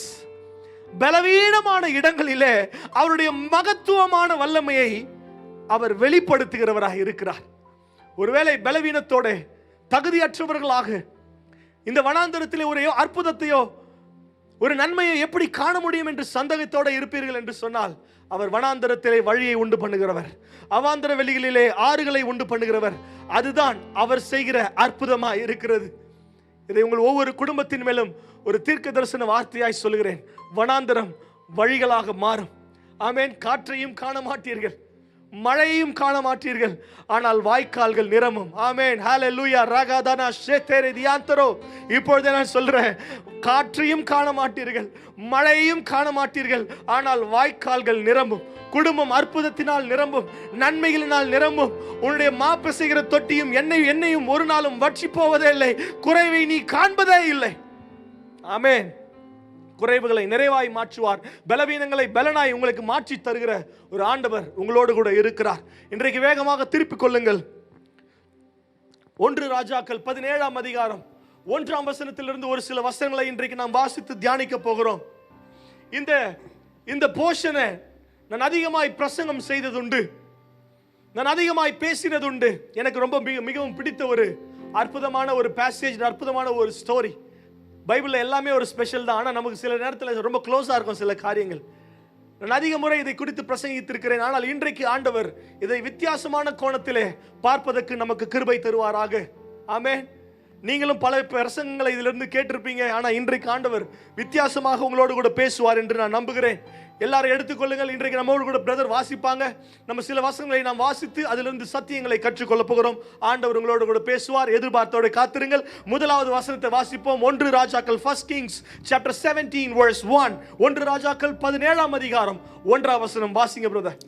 கீலேயாத்தின் குடிகளிலே திஸ்பியனாகிய எலியா ஆகாபை நோக்கி, என் வாக்கின்படியே அன்றி இந்த வருஷங்களிலே பனியும் மழையும் பெய்யாதிருக்கும் என்று இஸ்ரவேலின் தேவனாகிய கர்த்தருக்கு முன்பாக நிற்கிற நான் அவருடைய ஜீவனை கொண்டு சொல்லுகிறேன் என்றான். ஆமென்.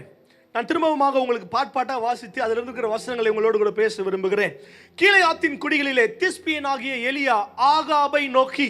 ஆகாப் என்கிறவர் யாராய் இருக்கிறார்? அவர் இஸ்ரவேலின் ராஜாவாய் இருக்கிறார். அது மாத்திரமல்ல, இந்த இஸ்ரவேலின் ராஜாவாகிய ஆகாப்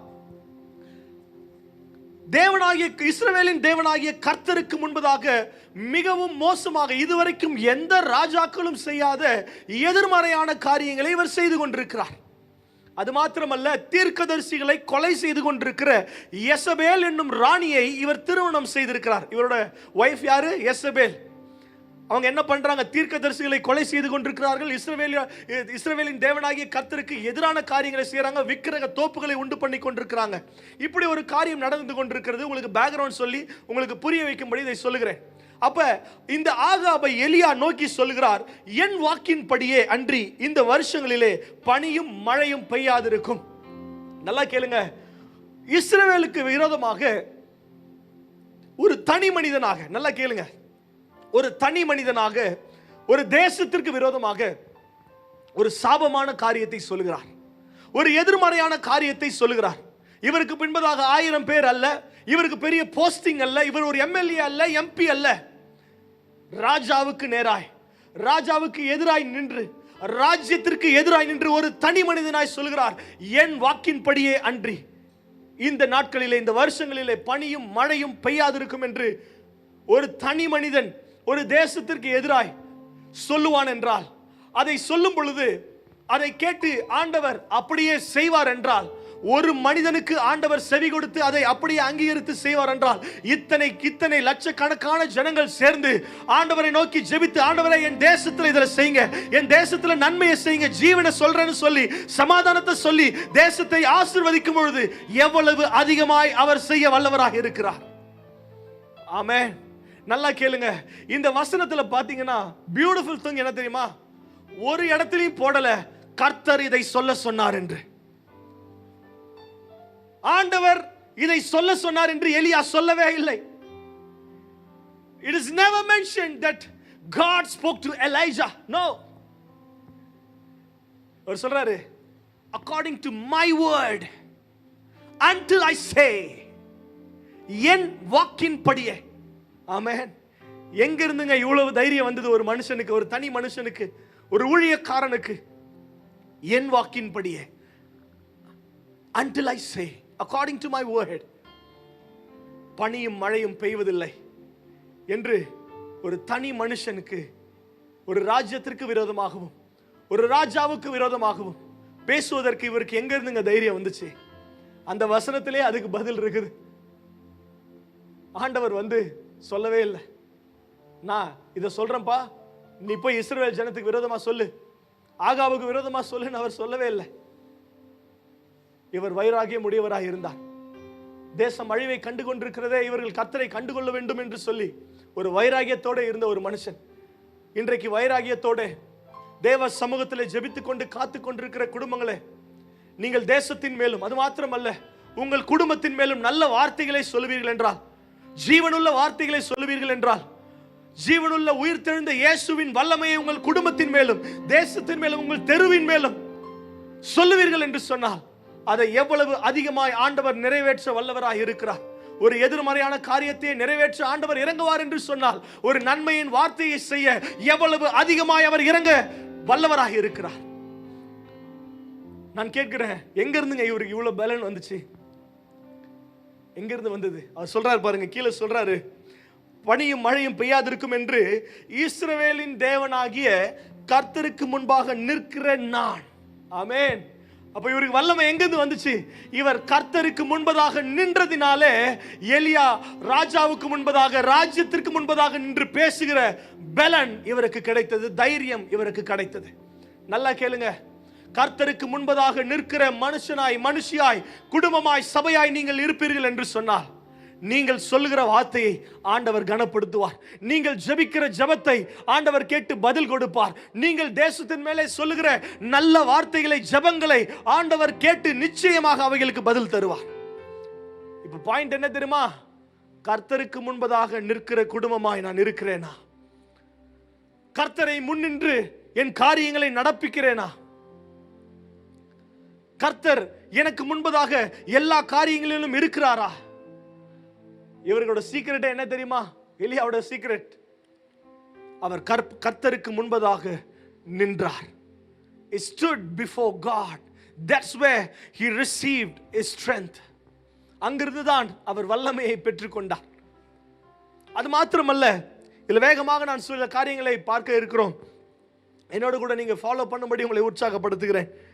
இதை சொல்லி முடித்த உடனே, நல்லா கேளுங்க, இதை சொல்லி முடித்த உடனே அடுத்த வசனம் சொல்லுது, பின்பு கர்த்தருடைய வார்த்தை அவனுக்கு உண்டாயிற்று. ஆமென். நல்லா கேளுங்க, இவர் சொல்லி முடித்தார். நான் சொல்லுகிற வரைக்கும் நடக்காதுன்னு சொல்லிட்டு நான் அவருடைய ஜீவனை கொண்டு சொல்றேன்னு சொல்லிட்டாரு. கர்த்தருக்கு முன்பதாக நிற்கிற மனுஷன், நல்லா பாருங்க, கர்த்தருக்கு முன்பதாக நிற்கிற மனுஷன், கர்த்தருக்கு முன்பதாக இன்றைக்கு உட்கார்ந்து இப்படி ஜெபித்துக் கொண்டிருக்கிற மனுஷன் என்ன விதமான அற்புதங்களை பெற்றுக்கொள்கிறார்? முதல் காரியம் என்ன தெரியுமா? முதலாவது, பரலோகத்திலிருந்து உங்களுக்காகவே ஒரு வார்த்தை உண்டாகிறது. இந்த வார்த்தை எதற்காக உண்டாகிறது என்று பார்த்தீங்கன்னா, இந்த வார்த்தை மறைக்கப்பட்ட, எலியாவின் கண்களுக்கு மறைக்கப்பட்ட ஒரு கண்ணியிலிருந்து அவரை விடுதலை ஆக்கும்படி இந்த வார்த்தை உண்டாகிறது. நம்ம பார்த்திருக்கிறோம் நிறைய நேரத்தில், பின்பு கர்த்தருடைய வார்த்தை உண்டாயிற்று, விடத்தை கீழ் திசைக்கு போய் யோர்தானுக்கு நேராக இருக்கிற கேரி தாற்றங்களில் ஒழித்து கொண்டிருப்பா. ஒருவேளை ஆண்டவர் இவரை ப்ரொடெக்ட் பண்றதுக்காக கொண்டு போனாரு. எஸ், ஆண்டவரை ப்ரொடெக்ட் பண்ணதான் கொண்டு போனார். ஆனால் இதில் மறைக்கப்பட்ட ஒரு ஆபத்தும் அவருக்கு இருந்தது. என்ன? தேசத்துக்கு விரோதமாக இது ஆல்ரெடி எசபேல் ஆவி என்ன பண்ணிக்கிட்டு இருக்கிறாங்கன்னா, தீர்க்கதரிசிகளை, ஊழியர்களை கொலை செய்து கொண்டிருக்கிறார்கள். சும்மா இருந்தாலே, இப்போ எக்ஸாம்பிளுக்கு சும்மா இருக்கும் போது ஒரு 100 பேர் இவரை கொலை செய்ய தேடுகிறார் என்று சொன்னால், இப்போ தேசத்துக்கு விரோதமாக ஒரு காரியத்தை சொல்லிட்டாங்க. 100 பேர் தேடின இடத்துல இப்போ 1000 பேர் தேடுவான். 100 பேர் எதிர்த்த இடத்துல இப்போ 1000 பேர் எதிர்ப்பான். நமக்கு தெரியாமல் இருக்கலாம். எத்தனை பேர் என்னை எதிர்க்க வருகிறார்கள் என்று நமக்கு தெரியாமல் இருக்கலாம். எத்தனை பேர் எனக்கு எதிராக சூழ்ச்சி செய்து கொண்டிருக்கிறார்கள் என்று நமக்கு தெரியாமல் இருக்கலாம். ஆனால் நமக்கு விரோதமாக என்ன நடந்து கொண்டிருக்கிறது என்று பரலோக தகப்பன் அறிந்திருக்கிறார். எனக்கு மறைக்கப்பட்டிருக்கிற அந்த கண்ணியிலிருந்து விடுதலையாக்கும்படி அவர் எனக்காகவே பரலோகத்திலிருந்து ஒரு வார்த்தையை உண்டு பண்ணுகிறவராய் இருக்கிறார். நல்லா கேளுங்க, இந்த வார்த்தை நான் திரும்ப திரும்ப ஒரு மனுஷன் சொல்றேன். ஏன் தெரியுமா? ஒரு மனிதனின் ஜெபத்தை ஆண்டவர் கனப்படுத்துகிறவராய் இருக்கிறார். இத்தனை பேர் ஜெபிக்கிறோமே, ஆண்டவர் இறங்காமல் இருப்பாரா? அற்புதம் செய்யாமல் இருப்பாரா? நிச்சயமாய் செய்வார். இந்த வார்த்தை பாருங்க, இஸ்ரவேல் ஜனத்துக்கு உண்டாகல, ராஜாவுக்கு உண்டாகல. இந்த வார்த்தை எலியாவுக்கு மாத்திரம், ஒரு மனுஷனுக்கு உண்டான வார்த்தை. கர்த்தருக்கு முன்பாக நின்ற அந்த உண்மையான ஊழியக்காரனுக்கு, உண்மையான குடும்பத்திற்கு, உண்மையான மனுஷனுக்காகவே உண்டான ஒரு வார்த்தையாய் இருக்கிறது. நல்லா கேளுங்க, கர்த்தருக்கு முன்பதாக நிற்கிற மனுஷனாய், மனுஷியாய், குடும்பமாய், சபையாய் நாம் இருப்போம் என்று சொன்னால், எனக்கு தெரிந்த கண்ணியிலிருந்தும் என்னை காப்பாற்றுகிறார். எனக்கு மறைக்கப்பட்டிருக்கிற கண்ணியிலிருந்தும் ஆபத்திலிருந்தும் ஆண்டவர் என்னை பாதுகாக்கிறவராய் இருக்கிறார். இன்றைக்கு உலகமே ஃபேஸ் பண்ணி கொண்டிருக்கிறது என்ன தெரியுமா? we are all facing an invisible enemy. ஒரு மறைக்கப்பட்ட ஒரு எதிரியை தான் நாம் இன்றைக்கு பார்த்து கொண்டிருக்கிறோம். யார் கண்ணுக்கும் தெரியல. நல்லா கேளுங்க, அன்றைக்கு எலியாவை அழிப்பதற்காக மறைமுகமாக வைக்கப்பட்ட கண்ணிகள், மறைமுகமாக வைக்கப்பட்ட எதிரியின் சூழ்ச்சிகளிலிருந்து ஆண்டவர் காப்பாற்றினாரே, அதே ஆண்டவர் இன்றைக்கு நாம் பார்த்து கொண்டிருக்கிற கண்ணுக்கு தெரியாத எதிரியின் இடத்திலிருந்து ஆண்டவர் நம்மை பாதுகாப்பார், போஷிப்பார், ப்ரொடெக்ட் பண்ணுவார். நல்லா கேளுங்க, இந்த காலங்களிலே ஆண்டவர் மாத்திரம்தாங்க நம்மளுக்கு ப்ரொடெக்ஷன், வேற எதுவுமே கிடையாது. எத்தனையோ பணக்காரர்கள் இன்றைக்கு உயிரோட இல்லை, எத்தனையோ இன்ஃப்ளூயன்ஷியல் பீப்புள் இன்றைக்கு உயிரோடு இல்லை. ஆனால் கர்த்தரை நம்புகிற பிள்ளைகளுக்கு அவர் பாதுகாப்பாக இருக்கிறார். அவர் நிச்சயமாய் பாதுகாப்பாக இருப்பார். அப்ப எலியாவை அன்றைக்கு கண்ணுக்கு தெரியாத அந்த கண்ணியிலிருந்து, சூழ்ச்சியிலிருந்து அவரை அழிக்க நினைக்கிறவர்களிடத்திலிருந்து 3வது வசனத்தை வாசிங்க பிரதர், கேட்போம். ஆண்டவர் அன்றைக்கு காப்பாற்றுகிறார். 3வது வசனத்தை பார்ப்போம். நீ இவ்விடத்தை விட்டு கீழ்த்திசையை நோக்கி போய் யோர்தானுக்கு நேராய் இருக்கிற கேரித் ஆற்றங்கரையிலே ஒளிந்து கொண்டிரு. அடுத்த வசனத்தை வாசிங்க. அந்த ஆற்றின் தண்ணீரை குடிப்பாய், அங்கே உன்னை போஷிக்க காகங்களுக்கு கட்டளையிடுவேன் என்றார். ஆமென். நல்லா கேளுங்க. முதலாவது இந்த 3வது வசனம் நமக்கு சொல்லிக் கொடுக்கிறது என்னன்னு பாத்தீங்கன்னா, நாம் கர்த்தருக்கு முன்பதாக நிற்கிற மனுஷனாய், மனுஷியாய், குடும்பமாய், சபையாய் நாம் இருப்போம் என்று சொன்னால் ஆண்டவர் எனக்கு ஒரு வார்த்தையை உண்டு பண்ணுகிறார். அது மாத்திரமல்ல, ஆண்டவர் எனக்கு வார்த்தையை உண்டு பண்றது மாத்திரமல்ல, என்னை வழி நடத்துகிறவராயும் இருக்கிறார். அதுவும் யாருக்கும் தெரியாமல் என்னை ஒரு இடத்திலே கொண்டு போய் வழி நடத்தி ப்ரொடெக்ட் பண்ணுகிறவராக இருக்கிறார். ஆமென். நல்லா கேளுங்க, வசனம் சொல்லுது பாருங்க. நேரா இருக்கிற கேரித் ஆற்றங்கரையில் ஒளிந்து கொண்டு. நல்லா கேளுங்க, யோர்தானுக்கு நேரா இருக்கிற, ஜஸ்ட் ஆப்போசிட் டு ஜோர்டன். நிறைய நேரங்களில் நம்ம நினைக்கிறோம் யோர்தான் எல்லாருக்கும் ரொம்ப தெரிஞ்ச ஒரு ஆறா இருக்கிறது, ஃபேமஸ். அது மாத்திரமல்ல, அது ஒரு பெரிய ஆறு. யோர்தான் நதி ஒருவேளை பெரிய காரியங்கள் நம்ம கண்களுக்கு முன்பதாக பெரிதாய் தெரிகிற இடங்களிலே ஒருவேளை ஆண்டவர் நம்மை வைத்து பாதுகாப்பாரோ, அந்த இடத்திலிருந்து நமக்கு நன்மைகளை கொண்டு வருவாரோ என்று நினைக்கலாம். ஆனா யோர்தானுக்கு நேராக இருக்கிற கேரித் ஆற்றங்கரை ஒரு சின்ன ஆற்றங்கரை தான் அது. அந்த சின்ன இடத்துல இருந்து ஆண்டவர் அவரை பாதுகாக்கிறவராக இருக்கிறார். பெரிய இடங்களிலே நாம் அற்புதங்களை எதிர்பார்த்து கொண்டிருக்கிறோம். ஆனால் எதிரே பார்க்காத ஒரு சின்ன இடங்களில் இருந்து ஆண்டவர் நமக்கு நன்மைகளை கொண்டு வருவார். எதிரே பார்க்காத, நல்ல ஒருவேளை நினைச்சிருக்கலாம் யோர்தான் நல்ல எல்லாருக்கும் தெரிஞ்ச இடம் தானே, அங்க போயிடுற ஆண்டவரே. நோ, யாருக்கும் தெரியாத இடத்துல சில நேரத்தில் ஆண்டவர் நம்மை மறைத்து வைப்பார், நம்மை ஒளித்து வைப்பார். எதற்காக? நம்மை உருவாக்குவதற்காக. உருவாக்குவது எதற்காக? பயன்படுத்துவதற்காக. ஒரு சில நேரங்களில் ஆண்டவர் நம்மை சும்மா இருக்க சொல்லுவார். just go there and hide yourself. அமைதியார், என் பிரசன்னத்தில் இருப்பா, என்னுடைய சமூகத்தில் உட்கார்ந்து ஆண்டவர் உங்களை மறைத்துக் கொள்வார். அதனால ஆண்டவர் என்னை மறைத்து கொண்டாரு, எனக்கு ஒன்றும் பெருசா நடக்கலையே, வழிவாசல்கள் எல்லாம் மூடப்பட்டிருக்கிறது, யாருக்கும் தெரியாத ஒரு இடத்துல நான் மறைக்கப்பட்டிருக்கிறேன் என்று நினைத்து சோர்ந்து போகாதிருங்கள். ஆண்டவர் உங்களை மறைத்து வைப்பது எதற்காக? ஆண்டவர் உங்களை பயன்படுத்துவதற்காக. ஆண்டவர் உங்களை உடைப்பது எதற்காக? உங்களை உருவாக்குவது எதற்காக? உங்களை பயன்படுத்துவதற்காக. ஆண்டவர் மறைக்கிறார் என்றால் உங்களை அழிப்பதற்காக அல்ல, உங்களை உருவாக்கி கொண்டிருக்கிறார். நேரம் வரும் பொழுது அங்கிருந்து வெளியே கொண்டு வந்து உங்களை பயன்படுத்த அவர் வல்லவராக இருக்கிறார். அப்ப சொல்றாரு, நீ போய் ஒளிஞ்சுக்கப்பா, just go and hide yourself. மறைத்து கொண்டிருங்க. சில நேரத்தில் ஆண்டவர் நம்மை மறைத்து வைப்பார். அந்த நேரங்களிலே நாம் மறைந்து கொண்டிருப்போம். அதுவும் ஆண்டவரே நம்மளை வழி நடத்துவார். முதல்ல என்ன சொன்னேன்? தேவ வார்த்தை எனக்கு உண்டாகும். இரண்டாவது, ஆண்டவர் எனக்கு வழி நடத்துதலை உண்டு பண்ணுவார். நல்லா கேளுங்க, தேசமே பட்டினியில் இருக்குது, வறட்சியில் இருக்குது, லாக்டவுன்ல இருக்குது. இங்கேயும் அதான் பிரச்சனை. நல்லா கேளுங்க, மழையும் வராதுன்ட்டாரு, பனியும் பெய்யாதுன்ட்டாரு. அன்னைக்கு ஆசீர்வாதமே, நன்மையே மழையை குறித்து தான் இருக்கிறது.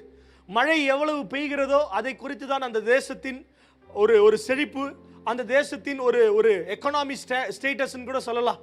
அதெல்லாம் அதை வச்சு தான் கால்குலேட் பண்றாங்க. ஆனால் அஸ்திபாரமே அசைந்து போகிற அளவுக்கு ஒரு வார்த்தையை அவர் சொல்லிடுறார். The foundation of blessing, a foundation of the wealth, எல்லாம் காலி. இன்னைக்கு ஒருவேளை ஃபவுண்டேஷன் ஆஃப் யுவர் பிளெஸிங்கே அசைக்கப்பட்ட ஒரு சூழ்நிலை இருக்கலாம். ஆனால் உங்களை மட்டும் ஆண்டவர் வழிநடத்தி மறைத்துக் கொள்ளுவார். உங்களை மாத்திரம் ஆண்டவர் வார்த்தையை உண்டு பண்ணி உங்களை மறைத்துக் கொள்ளுவார். உங்களை வழி நடத்தி உங்களை மறைத்துக் கொள்ளுவார். அஸ்திபாரமே அசைக்கப்பட்ட ஒரு சூழ்நிலை தானங்க, அப்படிதான் இருக்குது. ஆனால் கர்த்தருக்கு முன்பதாக நின்ற மனுஷனுக்கு மாத்திரம் வழி நடத்துதலும் வார்த்தையும், அது மாத்திரமல்ல, மறைத்து வைக்கிற ஒரு அனுபவத்தையும் ஆண்டவர் கொடுக்கிறார். 4வது வசனம் சொல்லுகிறது, அந்த ஆற்றின் தண்ணீரை நீ குடிப்பாய், அங்கே உன்னை போஷிக்க காகங்களுக்கு கட்டளையிடுவேன் என்று சொல்றார். நல்லா பாருங்க, என்ன சொல்றாரு? காகங்களுக்கு. பிரதர் சொல்லுங்க. அந்த ஆற்றின் தண்ணீரை குடிப்பாய், அங்கே உன்னை போஷிக்க காகங்களுக்கு கட்டளை இடுவேன் என்றார். கட்டளை இடுவேன் என்றார். கட்டளை இடுவேன் என்றார். நான் திரும்ப திரும்ப ஏன் சொல்றேன்னா, அதுல ஒரு சத்தியத்தை ஆண்டவர் வைத்திருக்கிறார். காகங்களுக்கு கட்டளை இடுவேன் என்று சொல்கிறார். அப்படின்னா என்ன? நான் போன பிறகு, ஆற்றங்கரைக்கு போன பிறகு காகங்களுக்கு அப்புறமா தான் கட்டளை கொடுப்பேன்னு சொல்றாரு. இதுக்கு லேட்டரா வரும்போது இதுக்கு ஒரு வியாக்கியானத்தை நான் சொல்றேன் உங்களுக்கு. அப்ப நல்லா பாருங்க, முதலாவது ஆண்டவர் என்னை கண்ணியிலிருந்து மறைக்கிறார், சூழ்ச்சியிலிருந்து என்னை ஆண்டவர் மறைத்துக் கொள்ளுகிறார். அதற்காக எனக்கு ஒரு வார்த்தையை உண்டு பண்ணுகிறார், என்னை வழியும் நடத்துகிறார், என்னை அங்கே போய் ஒளித்துக் கொண்டு என்னை பாதுகாப்பும் காக்கிறார். அது மாத்திரமல்ல, என்னை போஷிக்கவும் செய்கிறார். யாருக்கு? கர்த்தருக்கு முன்பதாக நிற்கிற மனுஷனுக்கு. இத்தனை நாட்கள் ஜெபித்துக் கொண்டிருக்கிறீங்களே, தேவ பிரசன்னத்தில் உட்கார்ந்து கொண்டிருக்கிறீர்களே, உங்களுக்கான போஷிப்பையும் ஆண்டவர் கொடுக்க வல்லவராய் இருக்கிறார். அந்த போஷிப்பு பாருங்க, ஒரு நேச்சுரல் போஷிப்பு கிடையாது. எது போஷிக்குமா? காகங்கள் போஷிக்குமா? நல்லா கேளுங்க, நம்ம எல்லாம் கதை கேட்டிருக்கிறோம். காக்கா பிடுங்கிட்டு போன கதை தான் நமக்கு தெரியும். காக்கா வடைய திருடிட்டு போன கதை தான் நமக்கு தெரியும். கொடுத்ததா எங்கன்னா இருக்கா சரித்திரம்? இங்க இருக்குது. நல்லா கேளுங்க, பிடுங்குகிற ஒரு குணாதிசயம் உடைய ஒரு இடத்தில் இருந்து கொடுக்கிற குணாதிசயத்தை ஆண்டவர் மாற்றுகிறார். ஏன் தெரியுமா? காக்கா கொடுக்குமா? எதிர்பார்க்கவே மாட்டோம். அந்த வழியில எதிர்பார்க்கவே மாட்டோம். எங்க இருந்தோம்னாலும் நன்மை வரும்பா. ஆனா இந்த இடத்துல இருந்து ஒரு நன்மை வரவே வராது. No chance. யார் வேணாலும் நன்மை செய்வா, யாரு கூட இறங்கி வந்துருவாங்க. ஆனா இந்த நபர் இறங்கி வரவே மாட்டார்ப்பா, இந்த நபர் மாற மாட்டார்னு சொல்லுவீங்கன்னா, அந்த நபர் மூலமாவே தான் ஆண்டவர் உங்களுக்கு ஒரு ஆசீர்வாதத்தை கொண்டு வருவார். இந்த வழி திறக்கவே திறக்காது. ஏங்க இப்படி எப்படிங்க நடக்கும், இது எப்படிங்க நடக்கும்னு சொல்லி ஒரு சந்தேகத்தோட, நேச்சுரலா நம்ப முடியாத அளவுக்கு ஃபேக்டே இருக்காதுங்க. நல்லா கேளுங்க, fact and faith doesn't go together. இப்படி சொல்லலாம், யதார்த்தமும் விசுவாசமும் ஒன்றாய் போவதே இல்லை. ஏன் தெரியுமா? யதார்த்தம் சொல்லும் காக்கா எப்படிங்க சாப்பாடு தரும், ஆனால் விசுவாசம் சொல்லும் கர்த்தர் சொன்னாரு அது நிச்சயமாய் தரும். யதார்த்தம் என்ன சொல்லுகிறது? ஃபேக்ட் என்ன சொல்லுது? காக்கா சாப்பாடு தராது, அது பிடிங்கிட்டு தான் போகும். ஆனால் விசுவாசம் சொல்லும், சொன்னது கர்த்தர், நான் அவரை நம்பி இருக்கிறேன், அவரை விசுவாசிக்கிறேன், அவர் நிச்சயமாய் எனக்கு ஒரு ப்ரொவிஷனை எதிர்பாராத இடத்துல இருந்து கொடுப்பார். இதோ தீர்க்க தரிசனமாக உங்களை பார்த்து சொல்றேன், உங்களுக்கு தேவையான போஷிப்பை எதிர்பார்க்காத இடத்திலிருந்து, ஒருவேளை உங்களிடத்திலிருந்து பறித்து கொண்டவர்கள் இடத்திலிருந்தே உங்களுக்கு ஒரு போஷிப்பை ஆண்டவர் உண்டு பண்ணுவார். உங்களை அழிக்க நினைக்கிறவர்கள் மத்தியில் இருந்தே, உங்களை அழிக்க நினைக்கிற நபர்கள் மூலமாகவே ஆண்டவர் உங்களுக்கு ஒரு நன்மையை கொண்டு வந்து சேர்ப்பார். அப்படிதாங்க ஆண்டவர் கிரியை செய்வார். தெரியாத இடங்களில் இருந்து, எதிர்பார்க்காத இடங்களில் இருந்து உங்களுக்கு ஆண்டவர் போஷிப்பை கொண்டு வருவார். ஒவ்வொரு குடும்பத்தையும் பார்த்து தீர்க்க தரிசனமாய் சொல்லுகிறேன், எதிர்பாராத இடங்களில் இருந்து, யோசிக்காத இடங்களில் இருந்து, தூர தேசங்களில் இருந்து நல்ல செய்திகளையும் நன்மைகளையும் போஷிப்புகளையும் ஆண்டவர் உங்கள் ஒவ்வொரு குடும்பங்களுக்கும் கொண்டு வருவாராக. காகத்தை சொல்லி காகத்தை கொண்டு அங்க போஷிக்கிறாரு. அவரும் பாருங்க, அவன் போய் கர்த்தருடைய வார்த்தையின்படியே நேராக இருக்கிற கேரி தாற்றங்கரையிலே தங்கியிருந்தான். அது கீழே வசனம் சொல்லுது. 6வது வசனத்தை வாசிங்க பிரதர். காகங்கள் அவனுக்கு விடியற் காலத்தில் அப்பமும் இறைச்சியும் சாயங்காலத்தில் அப்பமும் இறைச்சியும் கொண்டு வந்தது. தாகத்திற்கு அந்த ஆற்றின் தண்ணீரை குடித்தான். சூப்பர். இது நல்லா கேளுங்க. நான் சொன்ன காகங்கள் பறித்து கொண்டு போகிறது, அது கொடுக்கிறதுக்கான ஒரு சாத்தியக்கூறே இல்லைன்னு. இதுலையும் பாருங்க, நான் இன்னொன்று கூட சொல்லுவேன், நகைச்சுவாய் சொல்லலாம். ஒருவேளை எலியா நல்லா சாப்பிடுற மனுஷனா இருந்திருப்பார் போல. தேசமே பட்டினியில் இருக்கு, தேசமே வறட்சியில் இருக்கு, யாருக்கும் சாப்பாடு இல்லை. ஆனால் இவருக்கு மாத்திரம் பாருங்க, காலையிலும் அப்பமும் இறைச்சியும், சாயங்காலத்தில் அப்பமும் இறைச்சியும். ஆமென். திருப்தியாய் போஷிக்கிற ஒரு ஆண்டவர் நம்மோடு கூட இருக்கிறார். இன்னைக்கு பாருங்க, தேசமே வறட்சியை பார்க்கலாம், தேசமே குறைவை பார்த்து கொண்டிருக்கலாம். ஆனால் கர்த்தருக்கு முன்பதாக நிற்கிற மனுஷன், கர்த்தருக்கு முன்பதாக நின்று வைராகியமாய் நின்று சொல்லி, ஆண்டவரே என்னை போஷிக்கிறவர், ஆண்டவரே என்னை பாதுகாக்கிறவர், ஆண்டவரே என்னை வழி நடத்துகிறவர் என்று சொல்லுகிற குடும்பமாய் நம்ம இருக்கும் பொழுது நம்மை ஆண்டவர் திருப்தியாய் போஷிக்கிறவராய் இருக்கிறார். காலையிலும் திருப்தியாய், மாலையிலும் திருப்தியாய், அதுவும் யோசிக்காத இடத்துல இருந்து அவர் போஷிக்க வல்லவராய் இருக்கிறார். நம்ம ஒருவேளை நினைக்கலாம், ஆண்டவரே காக்காவா, ஒரு புறா கூட பரவாயில்ல ஆண்டவரே, பார்க்க நல்லா இருக்கு. காக்கா வேணாம் ஆண்டவரே, பார்க்க நல்லா இல்ல ஆண்டவரே, அக்லியா இருக்குது ஆண்டவரே. கண்களுக்கு நல்லா பளிச்சுன்னு தெரிகிற இடத்துல இருந்து இல்ல, ஒரு இருளான சூழ்நிலையில் இருந்து கூட ஆண்டவர் உங்களுக்கு நன்மையை கொண்டு வருவார். அக்லியா இருக்கிற இடத்துல இருந்து கூட, அக்லியா இருக்கிற ஒரு சிச்சுவேஷன்ல கூட, அங்கிருந்து கூட ஒரு நன்மை ஆண்டவர் நமக்கு கொண்டு வருவார், அற்புதங்களை கொண்டு வருவார். விசேஷமாக திருப்தியான போஷிப்பை ஆண்டவர் நமக்கு கொண்டு வருவார். இதை பார்த்து கொண்டிருக்கிற தேவஜனமே, உங்களை குறைவுகளிலே போஷிக்கிறவர் அல்ல ஆண்டவர், உங்களை திருப்தியாய் போஷிக்கிறவர். நிச்சயமாகவே நான் சொல்றேன், திருப்தியாய் போஷிப்பார். உங்க குடும்பத்தை பார்த்து சொல்லுங்க, ஆண்டவர் என்னை திருப்தியாய் போஷிப்பார், ஆண்டவர் என் பிள்ளையை திருப்தியாய் போஷிப்பார். என் குடும்பத்திலே குறைவுகள் ஒன்றும் வருவதில்லை, அது நிறைவாய் இருக்கும். உங்க வீட்டின் மேல பார்த்து நீங்க சொல்லுங்க, தீர்க்க தரிசனமான வார்த்தைகளை, நல்ல வார்த்தைகளை, ஜீவனுள்ள வார்த்தைகளை. நெகட்டிவா பேசாதீங்க. குறைவா பார்க்கறனே, அது இல்லையே இது இல்லையே, அப்படி சொல்ல வேண்டாம். என் குடும்பம் நிறைவாய் இருக்கிறது, என் குடும்பம் கர்த்தரின் நிழலில் இருக்கிறது, என் குடும்பம் கர்த்தரின் சட்டைகளுக்குள்ளாய் மறைக்கப்பட்டிருக்கிறது, என் குடும்பம் அவருடைய போஷிப்பினாலே நிறைவாய் இருக்கிறது, என் குடும்பம் ஒரு குறைவையும் காண்பதில்லை, ஒரு பலவீனத்தையும் காண்பதில்லை, வாத என் கூடாரத்தை அணுகுவதில்லை என்று சொல்லி தீர்க்கதரிசனமான வார்த்தைகளை உங்கள் குடும்பத்துக்கு நேராய் சொல்லி ஜெபிங்க. கர்த்தருக்கு முன்பதாக நிற்கிற மனுஷன் வார்த்தையை பெற்றுக் கொள்கிறான், வழி நடத்துதலை பெற்றுக் கொள்கிறான், மறைக்கப்படுகிற ஒரு அனுபவத்தை பெற்றுக் கொள்கிறான். அது மாத்திரமல்ல, போஷிப்பை பெற்றுக் கொள்கிறான். அந்த போஷிப்பும் ஒரு சூப்பர் நேச்சுரல் போஷிப்பாக ஆண்டவர் அவனுக்கு கொண்டு வந்து சேர்க்கிறார். கொஞ்ச நாள் கழிச்சு பாருங்க, அந்த 7வது வசனம் போட்டிருக்குது, தேசத்துல மழை பெய்யாதபடியினால். சில நாளுக்கு பின்பு அந்த ஆறு வற்றி போயிற்று. ஆறு வற்றி போயிட்டு, நல்லா கேளுங்க, ஆறு வற்றி போற அளவுக்கு அங்க உட்கார்ந்து நம்மால் தண்ணி குடிச்சிருக்கிறார், சாப்பிட்டு இருக்கிறார், நல்லா கம்ஃபர்டபுளா செட் ஆயிட்டோம், ரொம்ப கம்ஃபர்ட்டா இருக்குதுங்க, இந்த இடம் ரொம்ப நல்லா இருக்கே. நம்மளே கூட அப்படிதான் சொல்லுவோம். காலையிலையும் அப்பமும் கறியும், சாயங்காலமும் நல்ல சப்பாத்தி கறி நமக்கு கொடுத்து,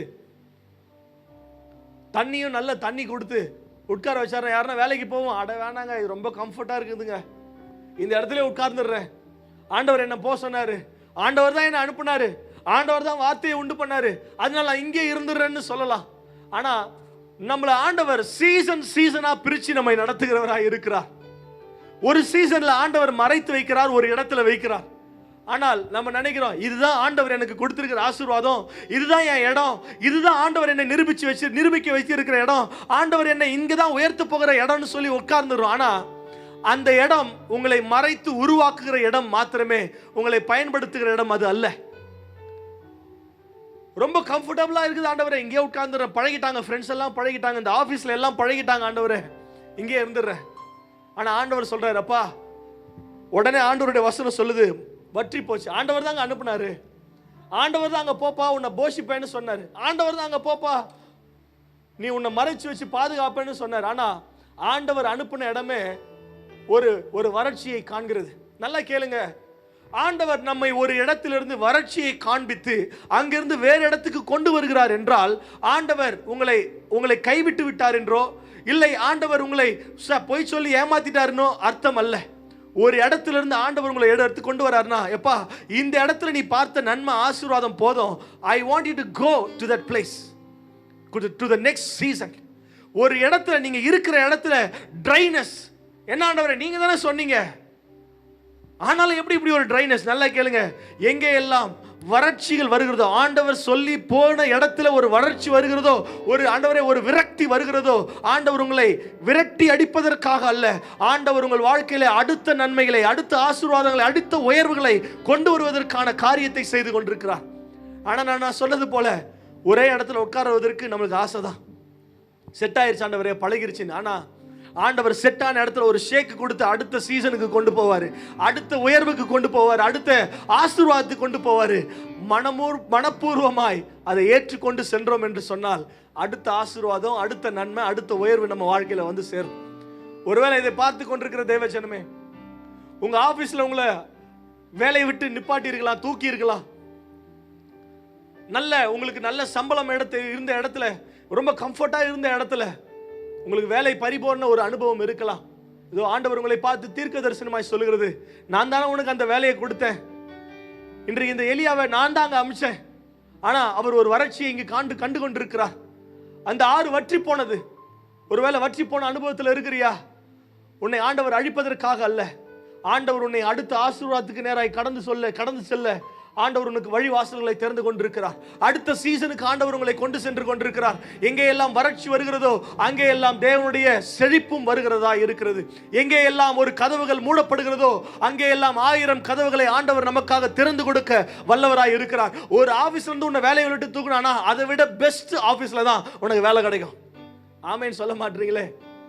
அப்படிதான் ஆண்டவர் செய்வார், அப்படிதான் அவர் வழி நடத்துகிறவராய் இருக்கிறார். கீழே இருக்கிற வசனத்தை பார்ப்போம் பிரதர். 8வது வசனம். அப்பொழுது கர்த்தருடைய வார்த்தை அவனுக்கு உண்டாயிற்று. அவர், நீ எழுந்து சீதோனுக்கு அடுத்த சாரிபாத் ஊருக்கு போய் அங்கே தங்கியிரு, உன்னை பராமரிக்கும்படி அங்கே இருக்கிற ஒரு விதவைக்கு கட்டளையிட்டேன் என்றார். அப்படியே அவன் எழுந்து சாரிபாத்துக்கு போனான். ஓகே, நல்லா கேளுங்க. இந்த 9ஆம் வசனம் ரொம்ப அற்புதமான வசனம். அதுல பல ஒரு உண்மையான ஒரு அற்புதமான ஒரு காரியம் மறைக்கப்பட்டிருக்கிறது. நீ எழுந்து சீதோனுக்கு அடுத்த சாரிபாத்தூருக்கு போய் அங்கே தங்கியிரு, உன்னை பராமரிக்கும்படி அங்கே இருக்கிற ஒரு விதவைக்கு கட்டளை இட்டேன். முதல்ல என்னங்க சொன்னோம் நம்ம 4வது வசனத்துல? அந்த ஆற்றின் தண்ணீரை குடிப்பாய், அங்கே உன்னை போஷிக்க காகங்களுக்கு கட்டளை இடுவேன் என்றார். நல்லா கேளுங்க. முதல்ல சொல்றாரு, நீ போப்பா, நான் காகங்களுக்கு கட்டளை இடுவேன்னு சொல்றாரு. அப்படின்னா என்ன? நான் இங்க இருந்து கிளம்புனா, நான் இங்க இருந்து போனேன்னா அதுக்கப்புறம் ஆண்டவர் கட்டளை இடுவேன்னு சொல்றாரு. கரெக்டாங்க பிரதர்? கட்டளை இடுவேன் இருக்குது. அப்ப ஆனா இங்க சொல்றாரு, என்ன சொல்றாரு? கட்டளை இட்டேன் பான்றாரு. அங்க கட்டளை இடுவேன்னு சொன்னாரு, இங்க கட்டளை இட்டுட்டேன்னு சொல்றாரு. I already spoke to the widow to take care of you. Already நான் சொல்லிட்டேன்பா. நல்லா கேளுங்க. முதல்ல ஆண்டவர் சொல்றாரு கட்டளை இடுவேன்னு, ஆனா இங்க கட்டளை இட்டேன்னு சொல்றாரு. என்ன தெரியுமா அர்த்தம்? நம்ம புரிந்து கொள்ள வேண்டியது என்ன தெரியுமா? முதலாவது, அது பெரிய எலியா தீர்க்கதரிசி ஆனாலும் ஆண்டவர் நம்மை கொஞ்சம் டெஸ்ட் பண்ணுவார். இவன் உண்மையா இருக்கிறானா? காக்கா சாப்பாடு தருனா நம்பி போறானா? நான் உன்னை போஷிப்பேன், இந்த வறட்சியில் உன்னை போஷிப்பேன்னு சொன்னா உண்மையா இருக்கிறானா? நன்மை நடக்கலனாலும் என்னை நம்பி இருக்கிறானா? சார்ந்து இருக்கிறானா? ஆண்டவர் டெஸ்ட் பண்ணுவார். அதனாலதான் சொல்றாரு, நீ போப்பா, நான் கட்டளை இடுவேன்னு சொல்றாரு. அப்ப ஒரு காக்கா சாப்பாடு கொடுக்குன்னே இவன் நம்பி போவான்னா, ஒரு விதவை சாப்பாடு கொடுக்குன்னு சொல்லும்போது இவன் நிச்சயமாய் நம்பி போவான் என்று கர்த்தர் புரிந்து கொள்கிறார். ஃபர்ஸ்ட் டெஸ்ட்ல பாஸ் ஆயிட்டார். எங்க? காக்கா சாப்பாடு கொடுக்கணும்னு நம்பி போனார். இப்போ உங்க பிள்ளைங்களாம் இருக்கிறாங்க, அம்மா நம்ம வீட்டில் இன்னைக்கு சாப்பாடு இல்லை, காக்கா வந்து உங்க எல்லாருக்கும் சாப்பாடு கொடுங்கன்னா, அட போங்க டாடி, சும்மா நீங்க வேற காமெடி பண்றீங்கன்னு தான் சொல்லுங்க பிள்ளைங்க. நம்ப முடியுமா? நம்ப முடியாது. ஆனால் எலியா நம்பினார். ஏன் தெரியுமா? அவர் சொன்னவர் கர்த்தர். இன்றைக்கு கர்த்தர் உங்களை பார்த்து சொல்கிறார், இந்த காரியத்தை செய், உனக்காக அங்கே ஒரு நன்மையை நான் வைத்திருக்கிறேன், என் சமூகத்திலே தரித்திரு. கர்த்தருக்கு முன்பதாக நிற்கிற மனுஷனாய் நீ இருக்கும் பொழுது ஆண்டவர் உனக்கு கட்டளை இடுவேன்னு சொன்னதை கட்டளை இட்டேன்னு மாற்றுவார். ஏன் தெரியுமா? உன் மேலே ஒரு நம்பிக்கை ஆண்டவருக்கு வரும், உன் மேல ஒரு ட்ரஸ்ட் வரும். என் பிள்ளை ஒரு நாளும் என் மேல இருக்கிற நம்பிக்கையை விட்டு விடாது.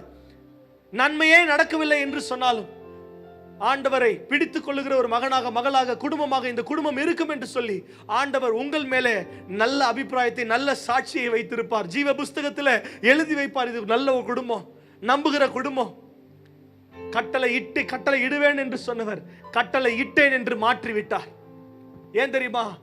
ஆண்டவர் எலியாவை நம்ப ஆரம்பித்தார். முழுவதுமாக அவன் எதை சொன்னாலும் செய்வான் என்கிற நம்பிக்கை ஆண்டவருக்கு வந்தது. இன்றைக்கு பார்த்து கொண்டிருக்கிற தேவ ஜனமே, உங்கள் மேலும் என் மேலும் ஆண்டவருக்கு அப்படி ஒரு நம்பிக்கை வர வேண்டும். ஆண்டவருக்கு அப்படி ஒரு சாட்சி நம்ம மேல் வர வேண்டும். அது மாத்திரமல்ல, இந்த வசனத்துல சொல்றாரு, நீ எழுந்து சீதோனுக்கு அடுத்த சாரிபாத் நீ போ அப்படின்னு சொல்றார். நல்லா கேளுங்க, சாதாரணமாக சாரிபாத்துக்கு போ என்று சொல்லியிருக்கலாம். ஆனால் சீதோனுக்கு அடுத்த சாரிபாத் என்று சொல்லுகிறதுல ஒரு மறைக்கப்பட்ட ஒரு அற்புதமான காரியம் இங்கே இருக்கிறது. இவரை யார் அழிக்க தேடுகிறார்கள் என்று சொன்ன? யார் அழிக்க தேடுகிறார்? ஆகாபின் மனைவி யார் என்று சொன்ன? யேசபேல். நான் உங்களுக்கு ஒரு வசனத்தை காண்பித்து கொடுக்கிறேன், வாசிங்க பிரதர். 1 ராஜாக்கள் 16ஆம் அதிகாரம், அதுக்கு முந்தின அதிகாரம் 31ஆம் வசனத்தை வாசிங்க. நோபாத்தின் குமாரனாகிய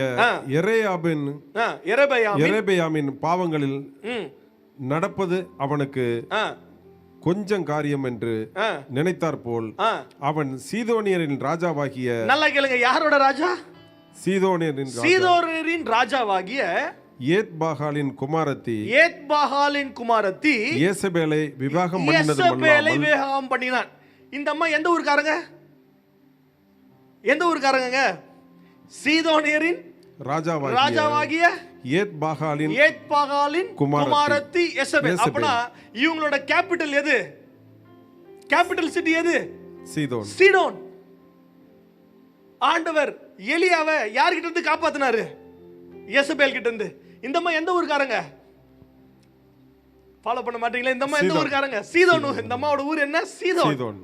இப்ப பாருங்க, இந்த 9வது வசனத்துல எங்க கொண்டு போறார் ஆண்டவர்? சீதோனுக்கு அடுத்த. நல்லா கேளுங்க, இதை தீர்க்க தரிசனமாய் ஆண்டவர் நமக்கு சொல்லி கொடுக்கிறார்.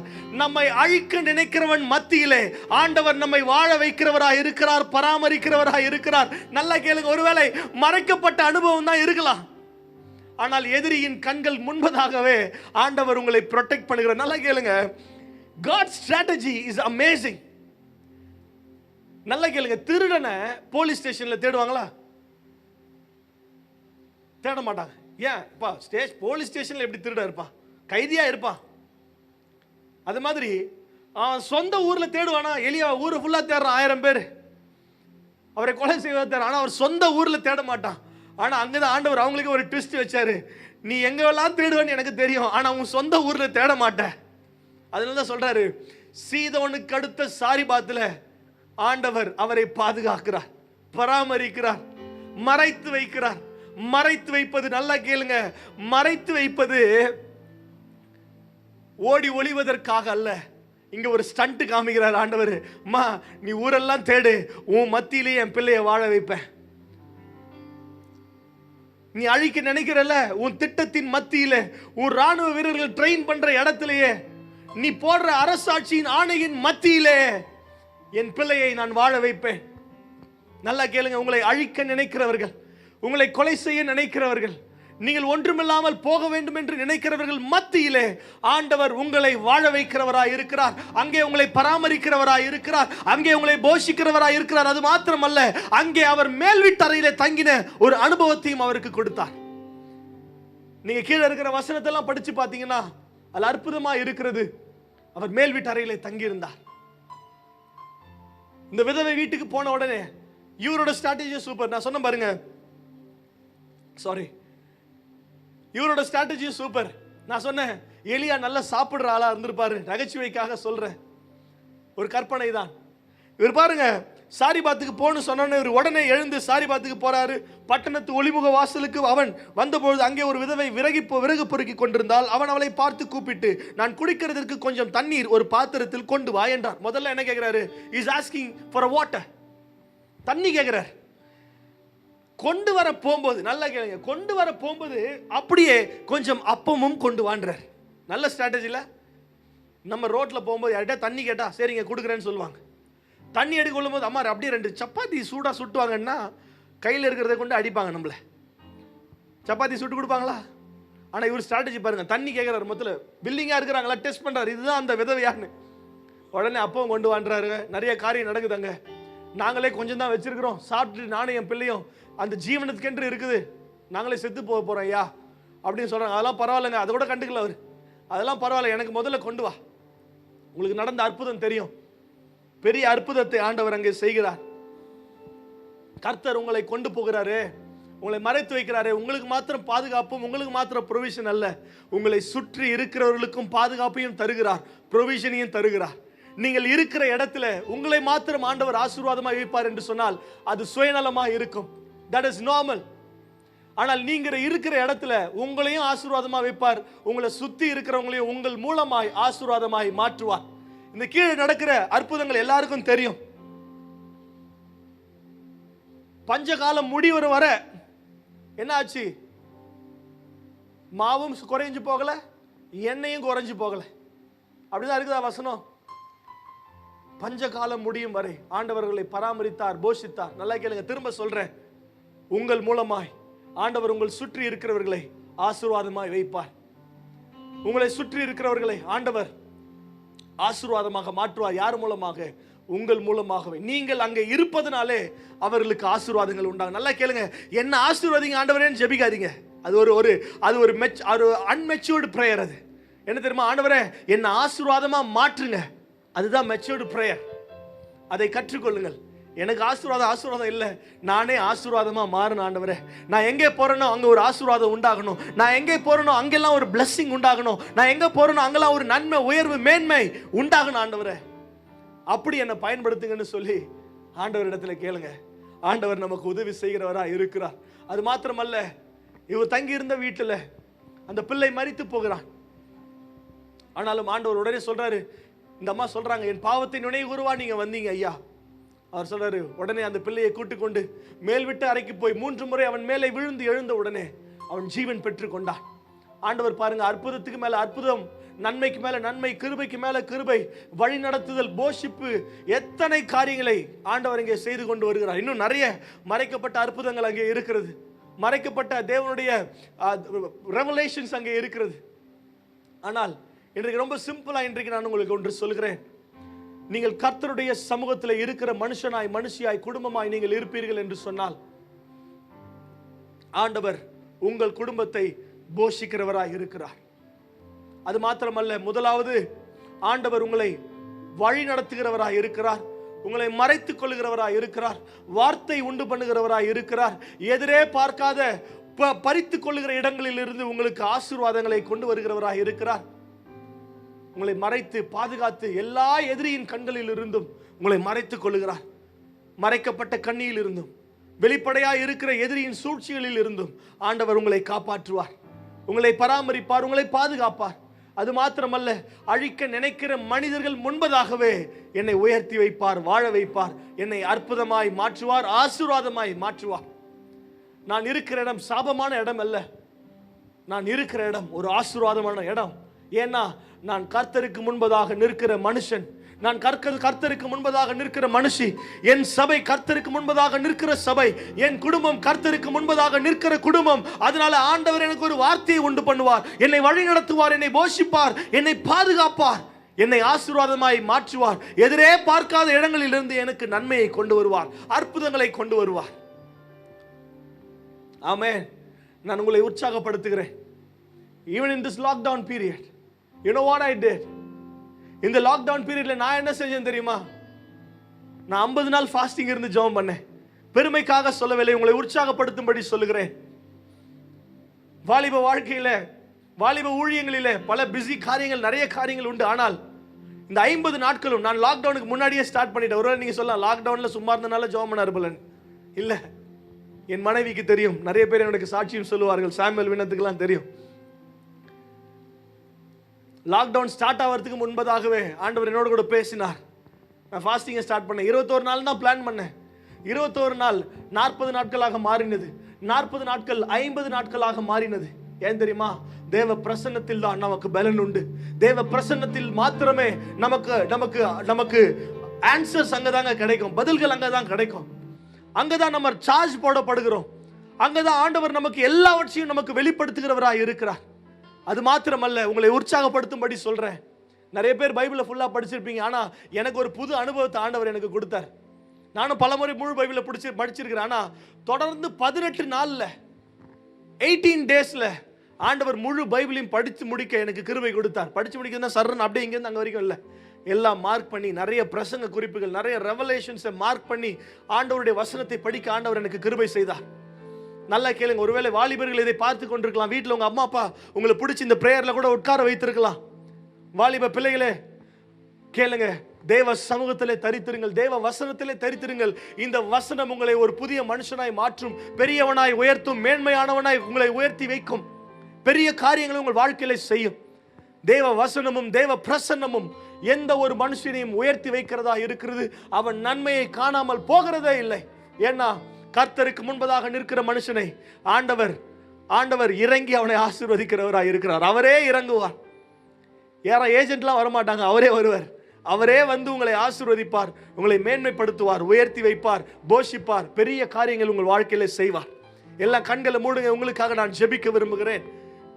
ஒருவேளை பல தேவைகளோட எதிரியின் சூழ்ச்சிகளின் மத்தியில் உட்கார்ந்து கொண்டிருப்பீர்கள் என்று சொன்னால், எண்ணிக்கைகள் எல்லாம் குறைந்து போய் கொண்டிருக்கிறது, நான் என்ன செய்வேன் என்று தெரியவில்லை என்று சொல்லி ஒரு சூழ்ச்சியின் அனுபவத்தில்,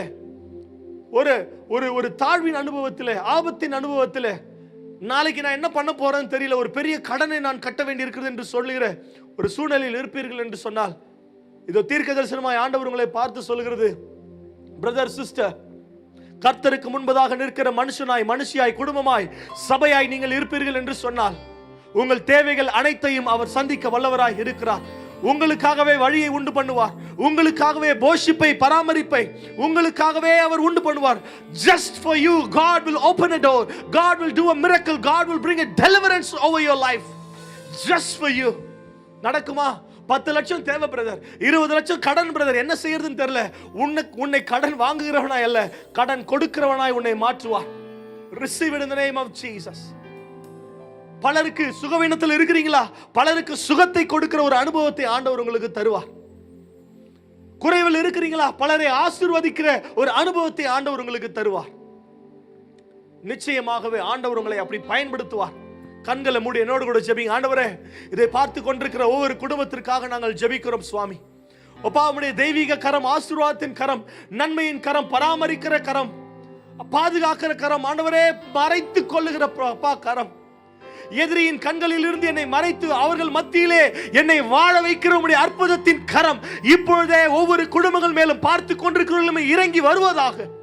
Right now in the name of Jesus I pray that your mighty hand will rest upon every family, oh Father.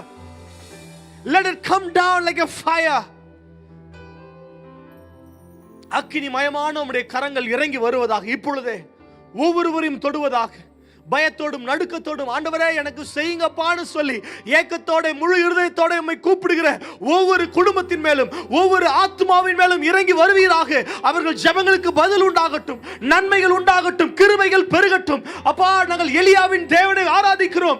எலியாவின் தேவன் எங்களுக்கும் தேவனாய் இருக்கிறீர், இதை பார்த்து கொண்டிருக்கிறவர்களுக்கு தேவனாய் இருக்கிறீர். இது அற்புதத்தை செய்வீராக.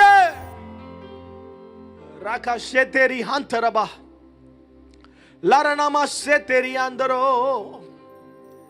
labara seteriandele. வறண்ட நிலங்கள் எல்லாம் செழிப்பாய் மாறிடுதே, வறண்ட நிலங்கள் எல்லாம் செழிப்பாய் மாறிடுதே. வாடின என் வாழ்வை வர்த்திக்க செய்பவரே, வாடின என் வாழ்வை வர்த்திக்க செய்பவரே, வறட்சியை காண்பதில்லையே, நீயும் வறட்சியை காண்பதில்லையே. சொல்லுங்க, வறண்ட நிலங்கள் எல்லாம் செழிப்பாய் மாறிடும்.